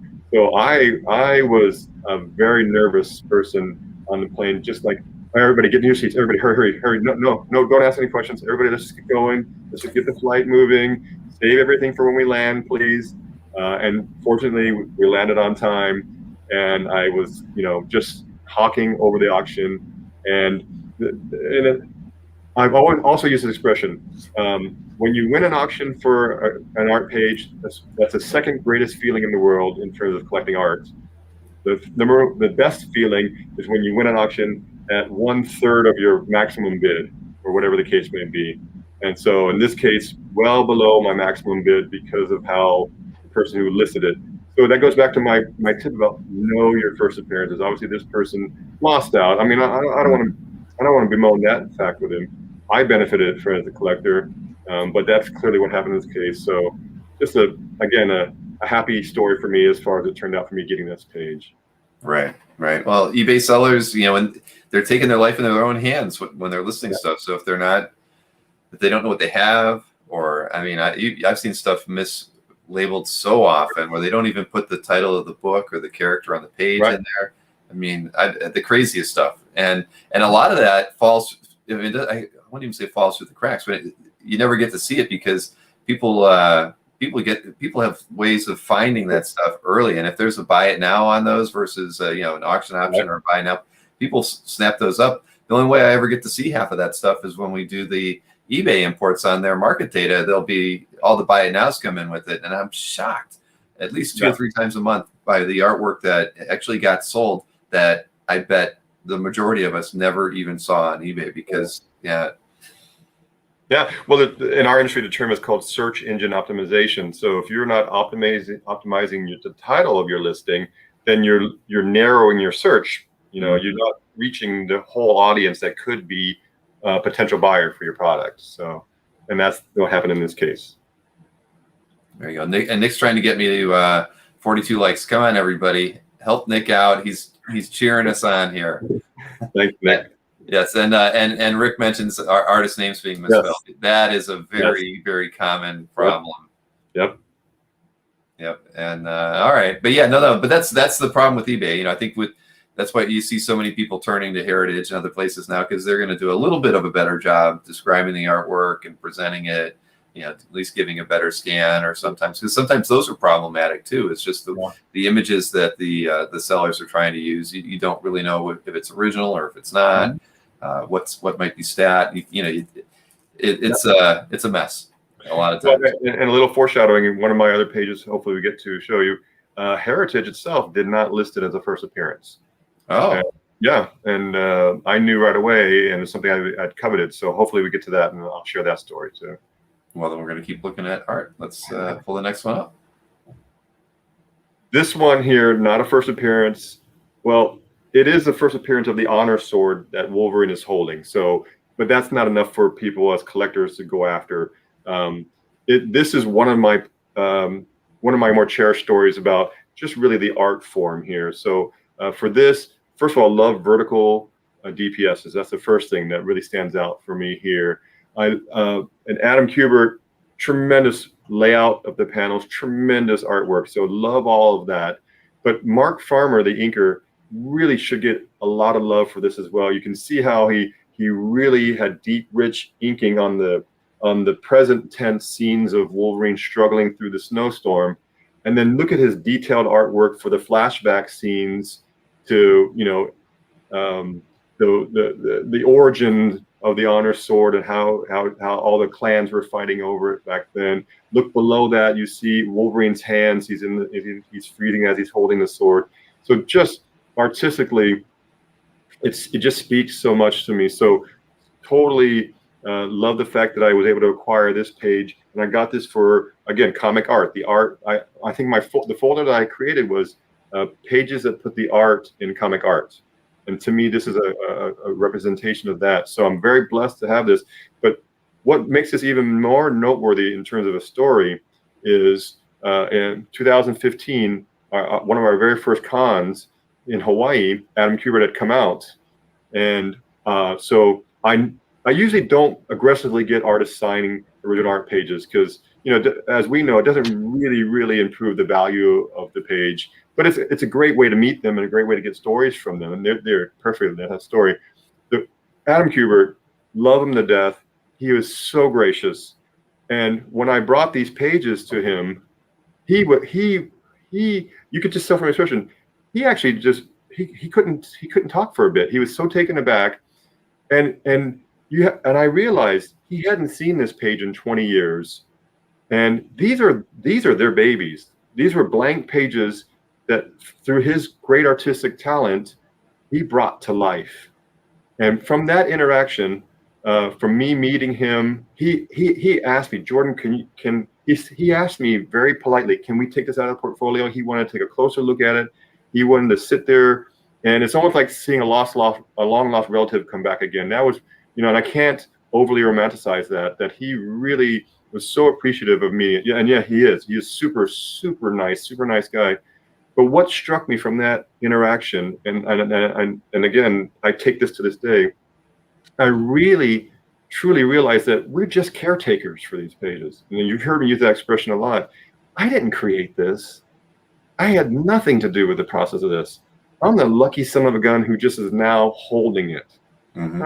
I'm the lucky guy who's the caretaker. Now, whether I pay a lot of money for it or not, or whether I score it in an auction or whatever, regardless, I'm the lucky son of a gun who's now the caretaker for this. It really, really spoke to me about how the artists just don't, they deserve all that credit, all that love in the world.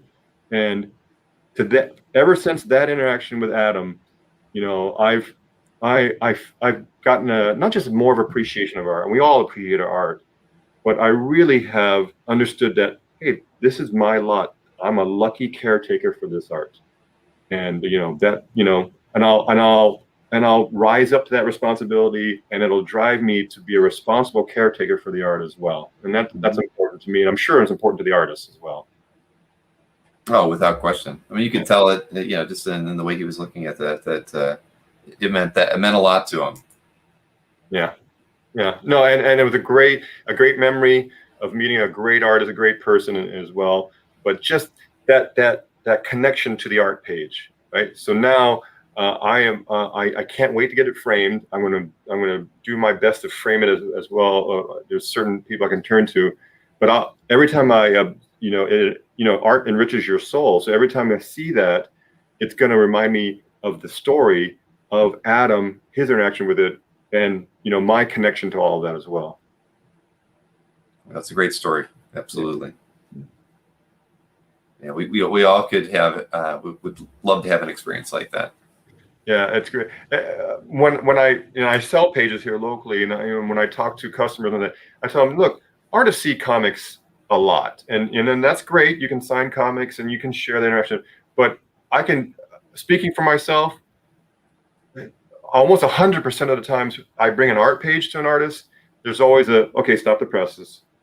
Oh, let me look at this. Oh, and you get those backstories too. You hear them say, oh man, I remember when I drew this, and I remember I took pages to Roy Thomas, even the writers. I took pages to Roy Thomas, and Roy goes, oh, well, this page here, we were in a meeting with Stan, and Stan was telling us, hurry up, stop taking so long on these pages, cut them in half, get them going. And he shares all these great backstories and what went on in the creation process. So the writers, as well as the artists, every time you bring them an art page, which I'm sure all of us watching this have had those great stories as well, you do get a different approach from the creator than them just signing a comic book. You get those backstories. I mean, I'll get funny stories. Ed McGuinness comes to mind.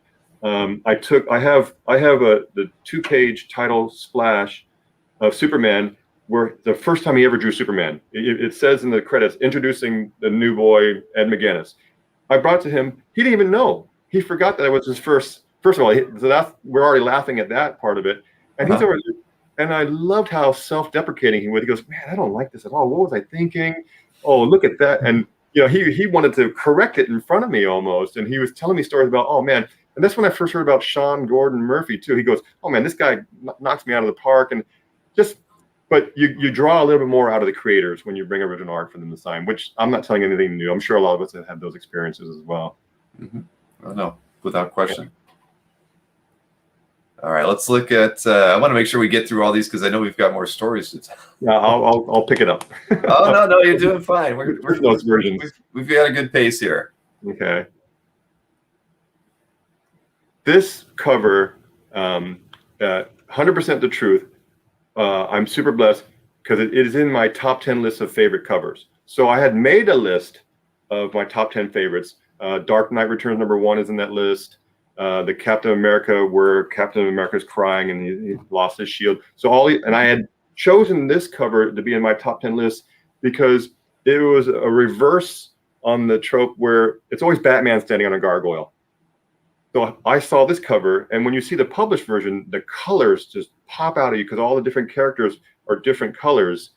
But the cover itself, when I saw in the comic book form, I said, this is in my top 10. I just love how they're all popping off the page, and Batman is represented by all the bats that are biting Bane. Mm-hmm. It's not the classic Batman on a gargoyle, it's the villains on the gargoyle. So I had made that list. So flash forward a couple years, I had gotten introduced to Dale Eaglesham, And I love it when I reach out and they go, yeah, I still have the cover. And he doesn't realize I'm on the other end of that keyboard, like my heart's pounding and I'm racing. Like, you still have the cover. Oh my goodness. But he said, Jordan, I'm not looking to sell this time. And I'm totally respectful of that. So I'm already lucky that I'm having correspondence with the artist who drew one of my top 10 favorite covers. I'm already happy about that even. So I totally understood that. I even asked him, I said, Dale, respectively, do you mind if I just check back with you every now and again? He goes, of course. He didn't mind. I would just do it. I literally would put a trace in my Outlook, and 4 months later, reach out to Dale, and stuff like that. Mm-hmm. And I would just always reach out very respectfully. He would say to me, Jordan, I'm not looking to sell, but if I do, you're definitely going to be the one I'm going to consider. And it's just from being respectful and reaching back and forth, never giving up. And it's about timing, right? So the last time I reached out, timing wise, he said, Jordan, I am looking to do something. Let's come up with a fair price, and we did. And now I'm the very lucky caretaker for this cover. Love the detail. If you look down below the gargoyle, you got to look at this. You got to figure how long did Dale and Danny Meeke, the inker as well, right? How long did those two take to create? And I'm obviously biased, but this beautiful work of art. I mean, look at the cave. Look at the gargoyle down below.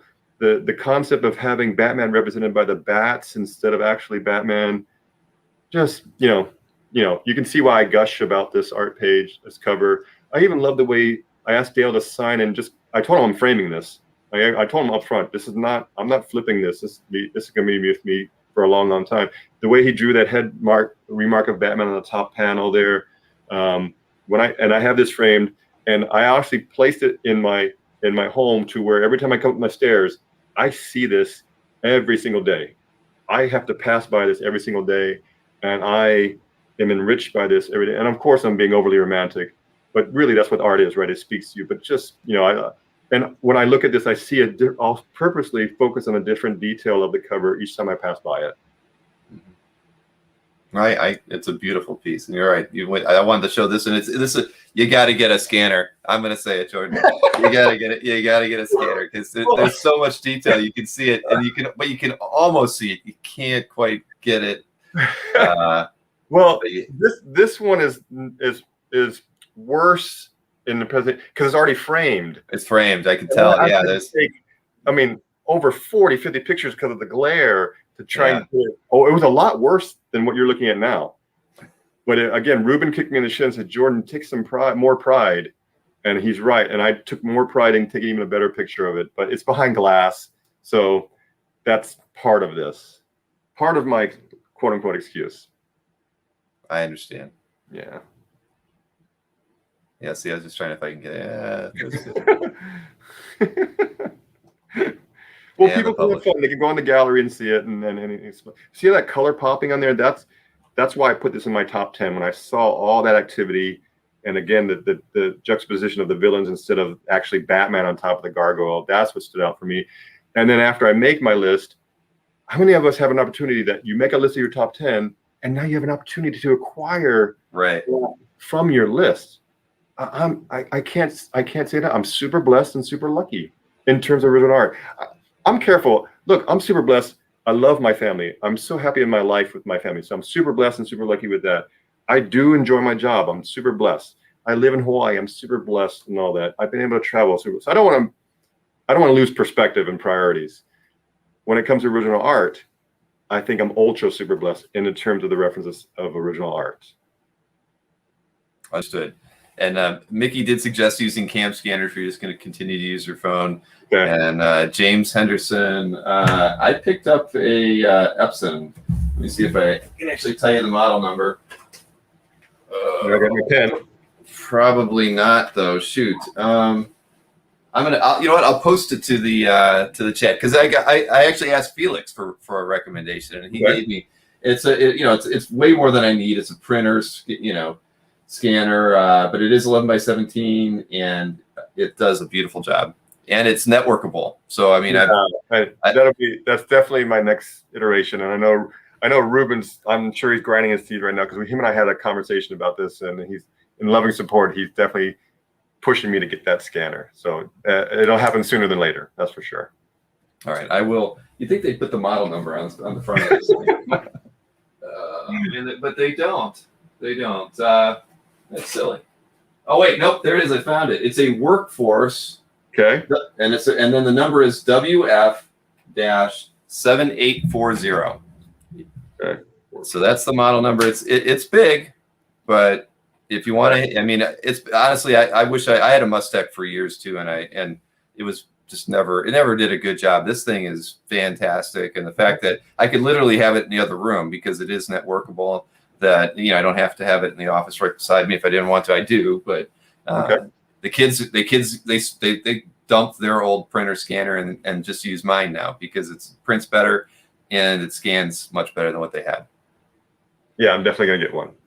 Definitely sooner than later. Yeah, no problem, James. I get asked that. That's another question I get frequently asked about is like, what's a good scanner to buy? So, and I've always meant to put together a page on CAF just to kind of direct people. These are the ones that I hear are the top ones that people buy. And I know I've never done it, so it's at least I've said it here. And we all have Felix to thank for that. Yeah. Well, it motivates me because I want to take pride in all these pages that I'm the caretaker for, and also to share with everybody. Well, obviously more than myself will be benefiting from this. Right. Right. No, and the thing is, as a premium member, your scans are going to be 2,000 pixels tall. You can really get nice detail images, and I always encourage people, especially when they are premium, to stop using your phone if you can and get a good scanner because everyone will appreciate the art all the more. Yeah. All right, here we go. Here's another beauty. This is Mike Diodato. Yes. So this one is also in my top 10. Favorite covers, but with an asterisk. So first of all, as much as I love detailed art, I also love negative space art and minimalist art. And this image of Wolverine spoke to me for that reason. I mean, I love the haunting image of that.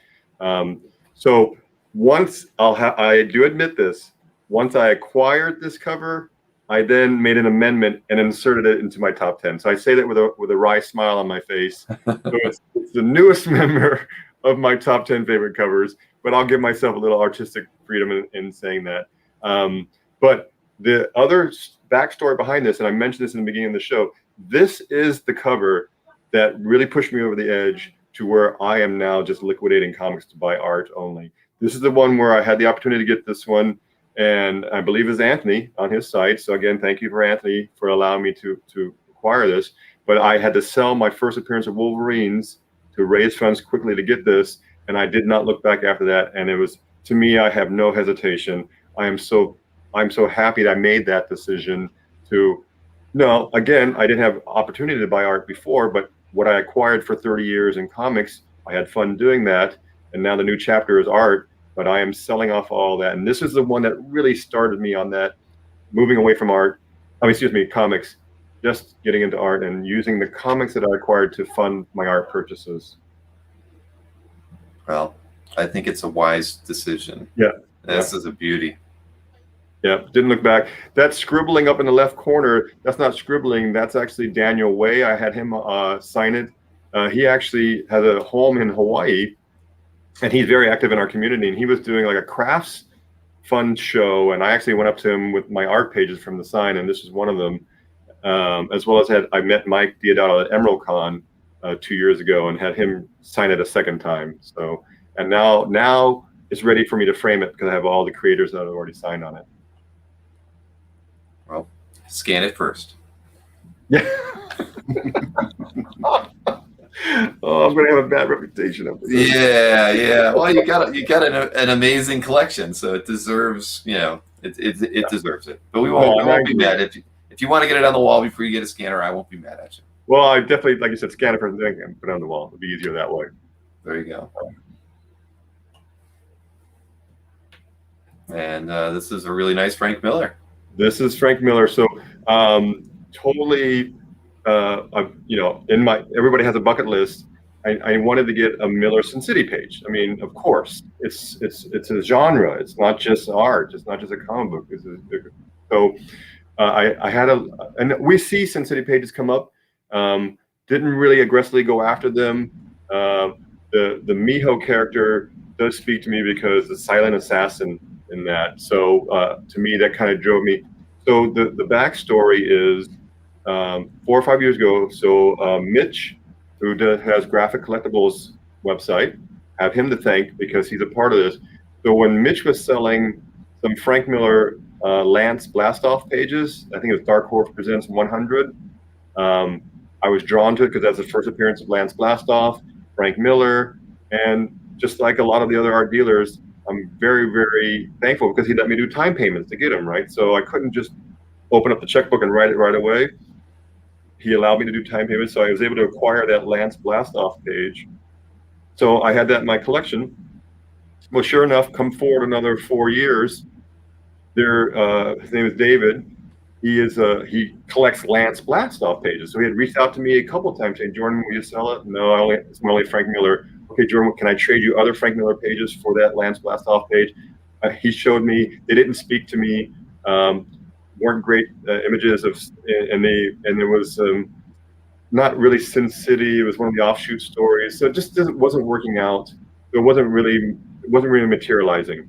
And then again, thank you to you, Bill. You created Comic Art Live. And then the last November event, there was somebody selling this page.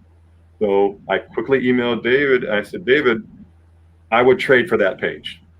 And he didn't hesitate. He jumped all, and then within an hour, he emailed back and said, Jordan, I got it. I bought it. As soon as I get it, I'll send it to you. We're going to do a trade. And it all just worked in a nice little cycle. So he's happy. He got his Lance Blastoff page. And then I got an image of Sin City that, speaks to me from there. And so as much as we have all these stories about how we win auctions and we'll buy pages here and there, and whether you buy it from the dealer or buy from the artist direct, to me, I really love a great trade story. I love trading art. It takes us back to when we were kids and when we used to just trade comics. We used to just trade sports cards. And I would trade 30 football cards just for one Oakland Raiders card. I'm a passionate Oakland Raiders fan. Love trade stories. So the fact that I got this in the trade makes it even that much more special to me. So you just said you buy that, and we got a deal. If you couldn't get it, I still have my Frank Miller page. So I only, as far as my bucket list, I only had that one Frank Miller page. Mm-hmm. So that's why I couldn't just let it go unless I got another one in return. Sure. And so he jumped on it real quick, and we both benefited from it. And even after that happened, I remember seeing another Lance Blastoff page and paying it forward. I emailed him and said, "Hey, look, I think David, there's another one available," and he went and bought it also. Mm-hmm. And he was thankful that I was able to point him in that direction too. So that's part of that fraternity from there. I think you had Johnny on an interview. Johnny's a huge spoiler, Birds of Prey, and Johnny was Johnny honestly was one of the. There's only been 2 people I've sold birth pages to, and Johnny is such a big spoiler fan that I had the birth page of Stephanie Brown. And so, there was a time I needed some funds and I could have sold other things, but I reached out to Johnny. He was thankful. We actually did a trade and buy with it as well, but paying it forward, whenever I see another spoiler noteworthy page come up, I just shoot him an email and he's all over it. And he's been able to get things from there. And so, I like to pay it forward. Like I said, Ruben reached out to me directly. Why not? We all share from there. No.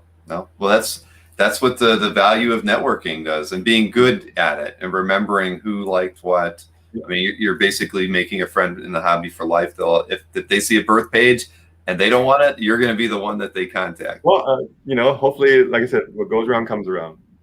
I mean, just out of curiosity, before we move on to the other, I mean, have you had, other than you mentioned Ruben, bringing in that one. So have you had other collectors point out when they see birth pages that they think you might be interested in? Does it happen? I've actually more so my local customers here that aren't as aggressive into the comic art universe out there.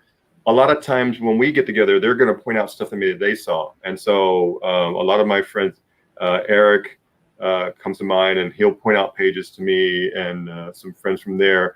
And Johnny has reached out to me as well because Michael Turner has stood out for us. Not anything in particular as far as a birth page opportunity, but more so, hey, Jordan, I know you like Dark Claw. So I had somebody reach out to me about that, and then Dark Claw is my favorite as character. Right. So those stories are where it comes around. The one that does stand out the most is the one that Ruben, as far as Optimus Prime. Mm-hmm. Mm-hmm. but there you go. If somebody knows you like a particular character, that's almost something you're not going to see too often. Then you've got all these people looking out for you. That's great. Yeah, exactly. And it's all because you're a positive person, in the community, and you're helping everybody. Well, like I said, what goes around comes around, and you like to pay it forward. So nobody can own everything. I don't want to even think about trying to own everything. No. But if it benefits somebody else from that, then again, you've heard me say, what's not to love? No, exactly. No, I've when I was over at Mike's recently, there was some stuff that we were digging through the bins, and I'm like, James Siegel would love this. You gotta send it to him now, because I know it's something right up his alley.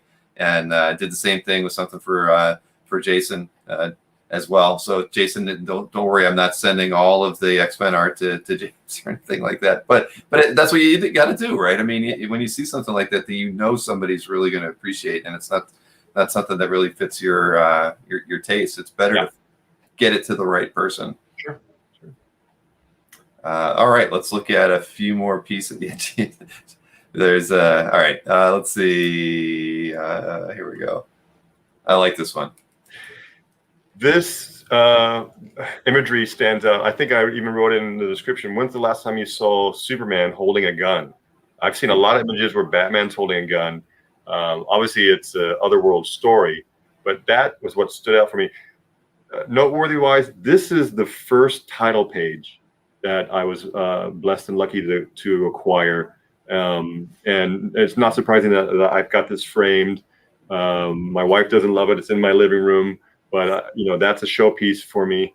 And I feel sad. I really was hoping to meet Rich Buckler someday to really have him personalize it from there, but never got the opportunity, unfortunately.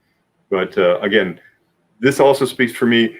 This got me going. Besides first appearances, the next thing that I would aggressively collect were title pages. I went out of my way for title pages, and still do, but I was blessed and lucky to get some really key title pages early on, because I'm not saying anything that all of us don't know.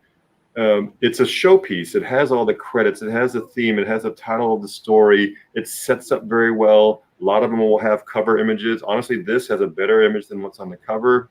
So you've got the visualization of it. You've got all the credits going. You've got the storytelling going. And honestly, 1/5, 1/6 the price of a cover. So, again, what's not to love? To me, I'm getting better art representation at 1/5 or 1/6 the price. So that's my take on it. I know a lot of people, covers are great as well, of course.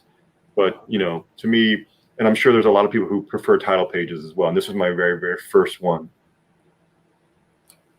No, I mean, I think that's a philosophy a lot of collectors take. I remember Mike Berkey has said that numerous times about the Romita Senior stuff. He's like, why would I pay X for a cover when I can have almost the whole interior and have 2 or 3, splash pages that are just as good as the covers? Why spend all my money on that one piece? So I think that's that everybody's got their own taste, and I think both approaches are just as good. Covers are just, I'd rather have more interior pages myself. Yeah, as well. And that's the way I collected as well too.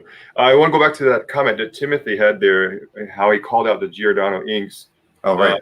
Great point for that, and not surprising why I was drawn so much to that. I was a massive Neil Adams collector in terms of comics, and those Overstreet guides, I just highlighted everything he did, inks, pencils, and everything. Very much in tune with Adams' style. So not just Giordano as the ink, but Denny O'Neil was also the writer. So that drew, Denny O'Neil, Dick Giordano, Neil Adams, that great Green Lantern run, of course. But not surprising that art has a Neil Adams-esque feel to it as well. So I'm super blessed and lucky to have that incorporated into the piece. Sure. No, I can see why I'd want that. My wife would be kicking me. I just realized I talk so much with my hands. Why do I do that? Okay, I'm sorry. Go ahead. It's all right. I mean, maybe somebody else, but I didn't. I guess now I've noticed it. So yes, you have been doing it, but that's all right. I called it out. Everybody's going to see it. So sit on. Yeah, that. I gesture a lot as well, and I have a habit. I actually do put my hands behind the chair, so I stop doing it when I notice myself doing it. Yeah, you gotta. It's presentation. But Jordan, you wouldn't be where you're at today if you weren't, great in front of people and a great presenter. So, enjoying what you do, enjoying sharing. I think that goes a long way too. Mm-hmm. All right, let's see. I think we've got a couple more pieces here. Three to be exact. We're going to see them all. We'll get to those. We have plenty of time. Okay, good. That's right. Well, I already mentioned it's funny because when people ask me, Jordan, who's your favorite character? I don't hesitate. I could say Darkclaw. Because half Wolverine, half Batman. Absolutely, in my world. Just the shame of it is that there's not a lot of Darkclaw art out there in terms of published pages. But maybe that's what adds to the uniqueness of it. Maybe that's what resonates with me more. So yes, hands down, Darkclaw, my favorite comic character. And of course, if they're not in the comics, I have to spend time explaining it to them. So I have that fun with that too. Mm-hmm. Now, being super, super, super blessed and lucky, the backstory behind this one, this was the first commerce transaction I did on CAF. Oh, wow. Yeah, it was. It stood out. It was a collector in Europe, I'm going to say Italy, who posted it. And, I in the early days when I came to CAF, it was just eye candy. It was just for me to kind of stroll. And I'm sure that was one of the main designs of CAF, was a sharing community, just to be able for all of us to post and share pages, and all of us be able to walk down a museum at any given day and look at art and appreciate art. And that's so early on. I'm talking about the first 2-3 years of me being a CAF member. I would just occasionally pull it up just to, I had some time. Let me take a stroll down a museum and look at art. This was the first time when I saw it, and then it stood out for sale, and then the price was. I jumped on it, and again, Bill, thank you again. Thank you so much. I'm so grateful to you that you created this forum for that, which led me to be the caretaker for the finale page, which I feel is one of the best images of Darkclaw. You've got Hyena up in the top left corner, half Joker, half Sabretooth. What's not to love about that? But I'm the caretaker for this page, and if you didn't have the site, I would never have seen it. If you didn't have it, where it's comfortable transactions open for commerce, wouldn't have led to me acquiring this page either. And this was Jim Balin, right? Yeah, yep. And what a tease when they say next issue, and it's like, okay, where is the next issue? They did an animated the year after that one, and I'm lucky to have a couple pages from the animated Darkclaw as well. But this is the one that's my most favorite. So on that note, as far as networking, I actively hunt any Darkclaw page, because if you read the comics, he shows up in DC versus Marvel issues 3 and 4. He bounces. He has a couple cameo pages in Lobo the Duck. He bounces all over in other pages. So I'm lucky. He had 2 or 3 pages in JLX, which is half X-Men JLA. I got those 2 pages, and I'm lazy. I haven't been able a chance to post them to that folder that I created for Darkclaw, but I'm actively a Darkclaw collector. All right, so the word is out. And Alfredo did want to know if this was is this your grail? I'm gonna wax poetic on that, and it's a great question. So I'm one of those who feels that a person can have more than one grail, right? And I know a lot of people kind of even mock it, like, oh, you people use the term grail too loosely. I don't feel that way, because why wouldn't someone consider a premier Sin City Frank Miller page to be a grail? That's Frank Miller's grail. And why wouldn't I consider a great Batman page by Neil Adams to be a grail? To me, that's a grail as far as a Batman page. And Dino once used that term. He's lucky to have he called it a triple header or home run. He's a Wolverine fan. That's his favorite character. His favorite artist, Frank Miller, and he's got his favorite image. That's his grail. But what if there was a great Adam Kubert Wolverine image, which he's known for drawing, and a great Gil Kane Green Lantern? We can go on and on. You can say, to me, those are all grails. So I'll have more than one grail. So to answer that question, this is definitely, without a doubt, one of my grails. So some people will have different opinions about the definition of the grail, but that's why my last page that we're going to share, and I'm going to take it it's my holy grail. So all kudos to Monty Python. But my Holy Grail is the last page we're going to share. So I understand too that, so in my terms, if you're, on a deserted island, you can only have one page. The last page we're going to share with you would be that one page I would keep my Holy Grail. So to answer that question, Dark Claw page is not my Holy Grail, but it's definitely one of my Grail pages. All right. Well, we've got one more artwork to look at before we can see your Holy Grail. So let's see. Let's go to that one next. And here we are. Another this is a beauty. This is big. I grew up reading all the Fourth World off of the racks. Love what Jack Kirby did to create that world. And of the Fourth World, Mr. Miracle was the one I went to the most.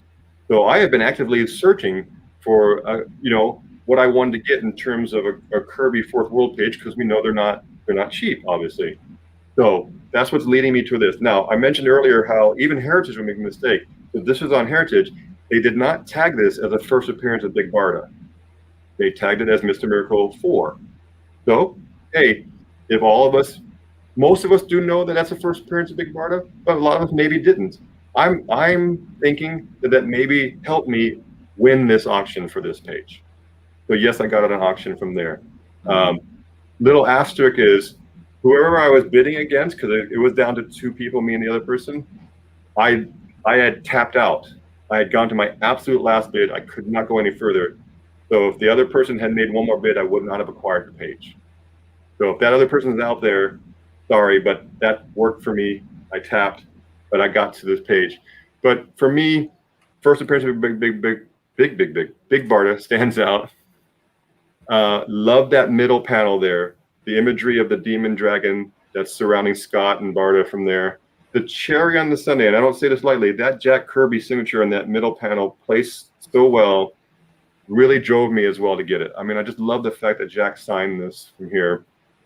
So all of this came to me. I love the top panels. They're the cover image of Scott escaping from the death trap.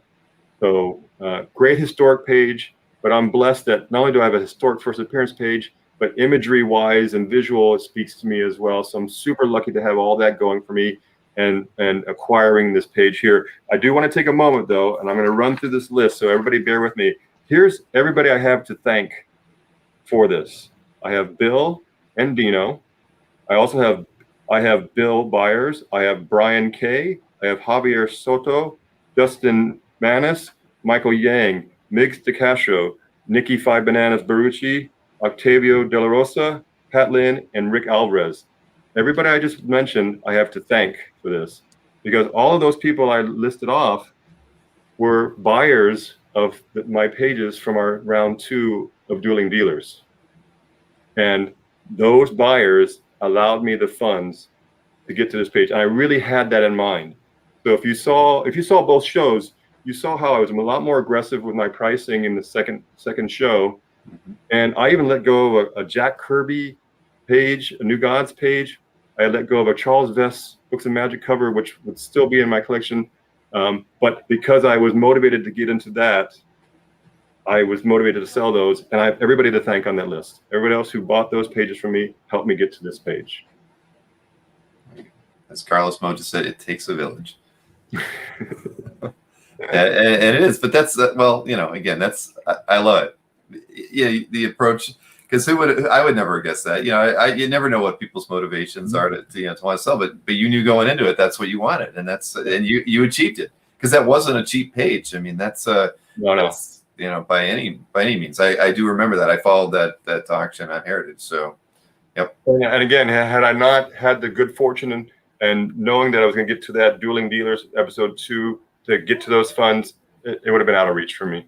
Right. And so again, that cycle of being lucky, again, you having the forum for that, Dino being great, Dino and it was, as you said, we're not really dueling, we're doing it together. So he helped bring that platform together, bring people together.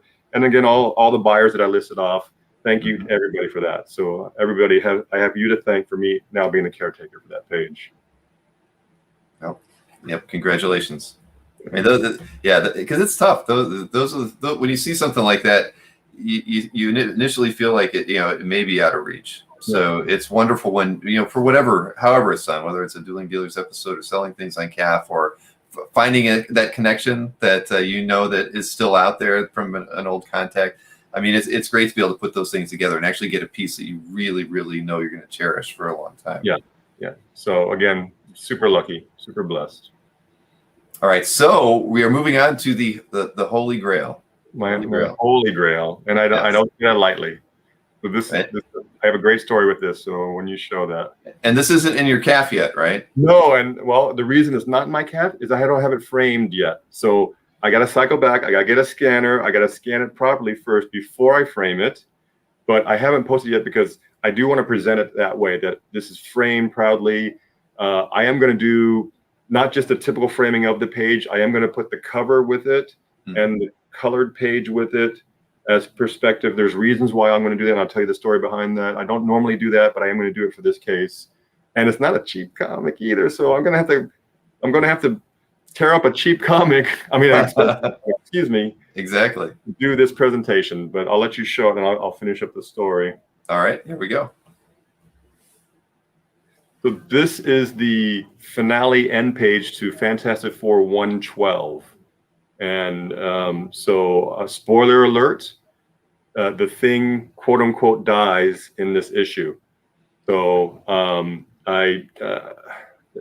super blessed and lucky to have it. So for me, the story is, this is the comic book that I remember buying as a young child in 1972 and reading it and being awestruck by the story. It's the first time where a hero dies. I remember I'm overly romanticized. I'm getting chicken skin just talking about it now. But that comic so floored me reading that, and just, oh my gosh.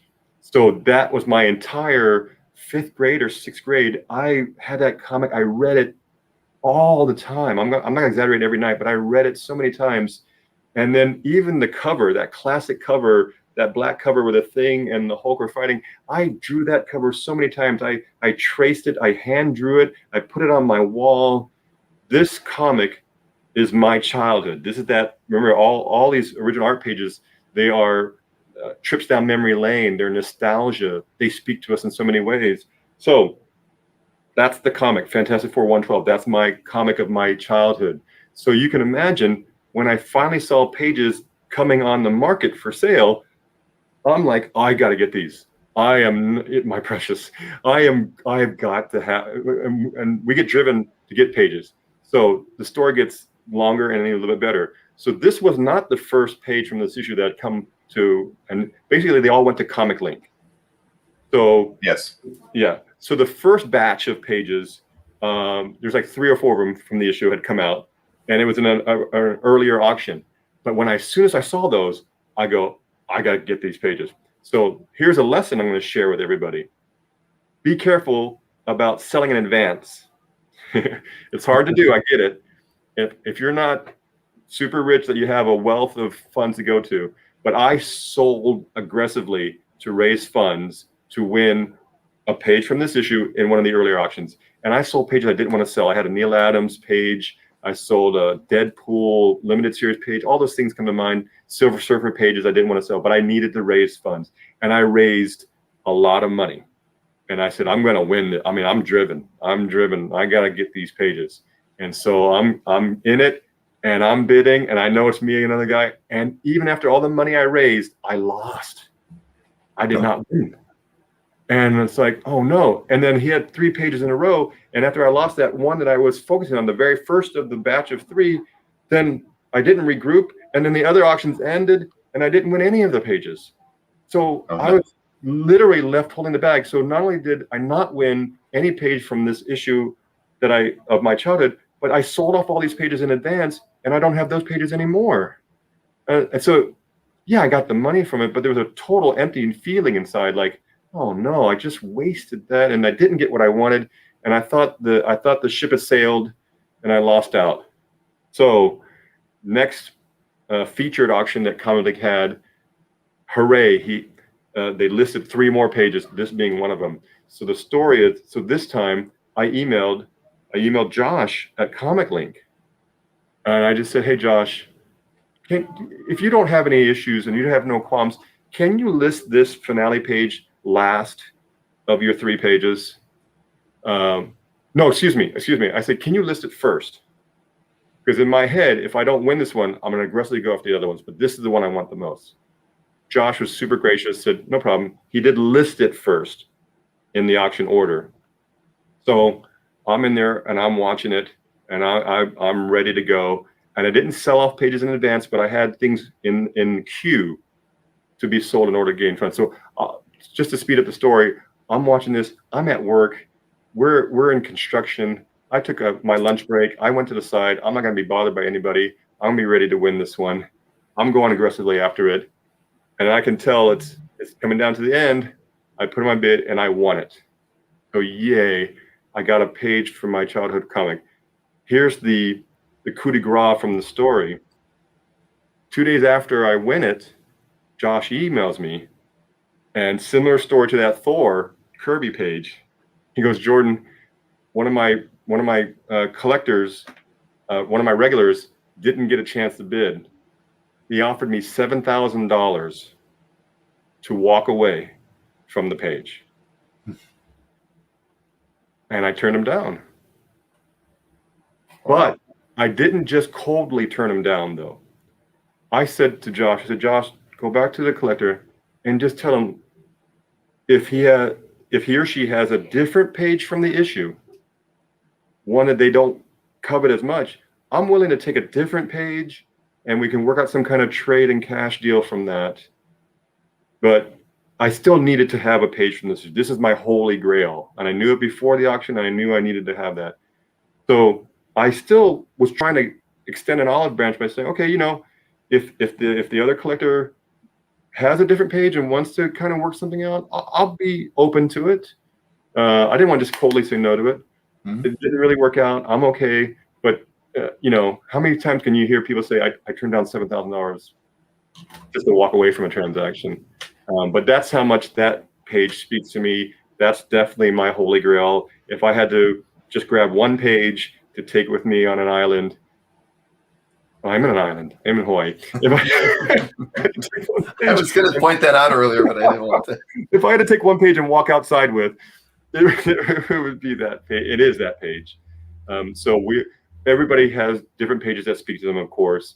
But how lucky am I to own and be a caretaker for this wonderful John Buscema, however people say it, and I hope I say it right. But and to be the finale page of where the thing is quote unquote dead, which really rocked me as a child. Mm-hmm. No, that's the page to have. I mean, out of all the ones that probably were out there, that one's definitely the page. So when in the bidding action, because somebody wanted to know, did it end up about where you were expecting, or?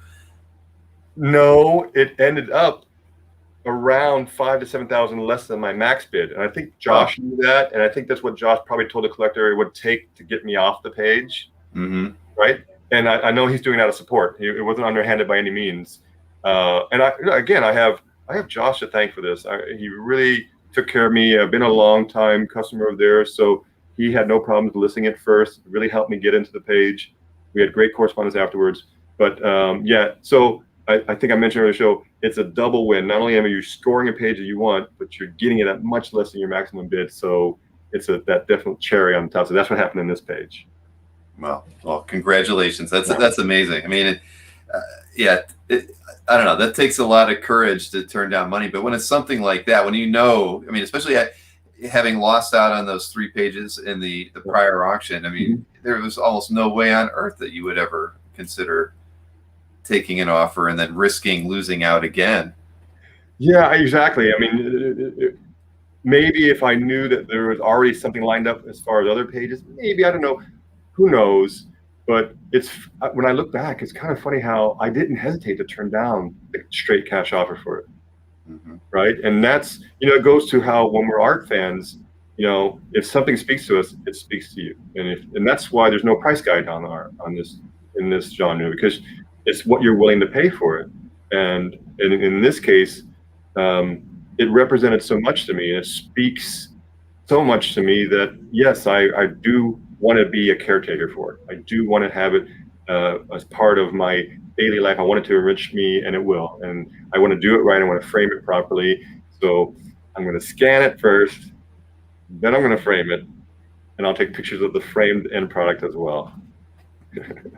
Well, I can't wait to see the scan and how you frame it, because I'm sure you'll make that a part of the way you share things on CAF. That'll be perfect. So no, that was a great way to end this this interview this evening with the best story of all. Yeah, and when I submitted my list to you of pages that have interesting stories behind them, I was hoping we'd end off with that one there. And like you said, it's a nice way to wrap it all up from there. I'm very happy and proud of a lot of my pages that have great artistic eye appeal. These are ones that have some good stories behind them. For me, ultimately, like I mentioned, I lean more to historic value than artistic value. But that FF112 page speaks to me on a whole different level, And I really hope that many other collectors really have an opportunity to really grab that brass ring on this merry-go-round. And I've mentioned Dino before. He mentioned in his interview he has that triple header of his home run. He's been lucky to get that as well. So hopefully all of us have that type of opportunity to really make this hobby speak to you even more. Mm-hmm. No, I agree. I'll tell you the one thing that I regret. I don't even remember what the first comic book was that I read. I can remember my first the first image of a comic book that struck me, but I can't recall ever what that first book was. And I've tried. I've even went back to my uncles who had given me comics to read as a youngster, and they're like, "No, I don't remember which one I gave you." But I remember the the images from the first book. So back in '72. We bought comics to read them, and I remember having that and holding it and going to sleep with it. I'm only in 3rd or 4th grade. It's what I slept with. It's what I drew. It's me as a child, and so again, super blessed and lucky. All right. Well, I think we all are for having all these good stories told to us this evening, Jordan. Thank you so much. Well, and thank you to everybody who came to the show. Goodness, I mean. Who are we to grab an hour or two from everybody's time? So I hope everybody enjoyed it, took something away from this. And the other thing about this too is I can't wait to see everybody at the next con. I'm going to Emerald Con, everybody, in early December.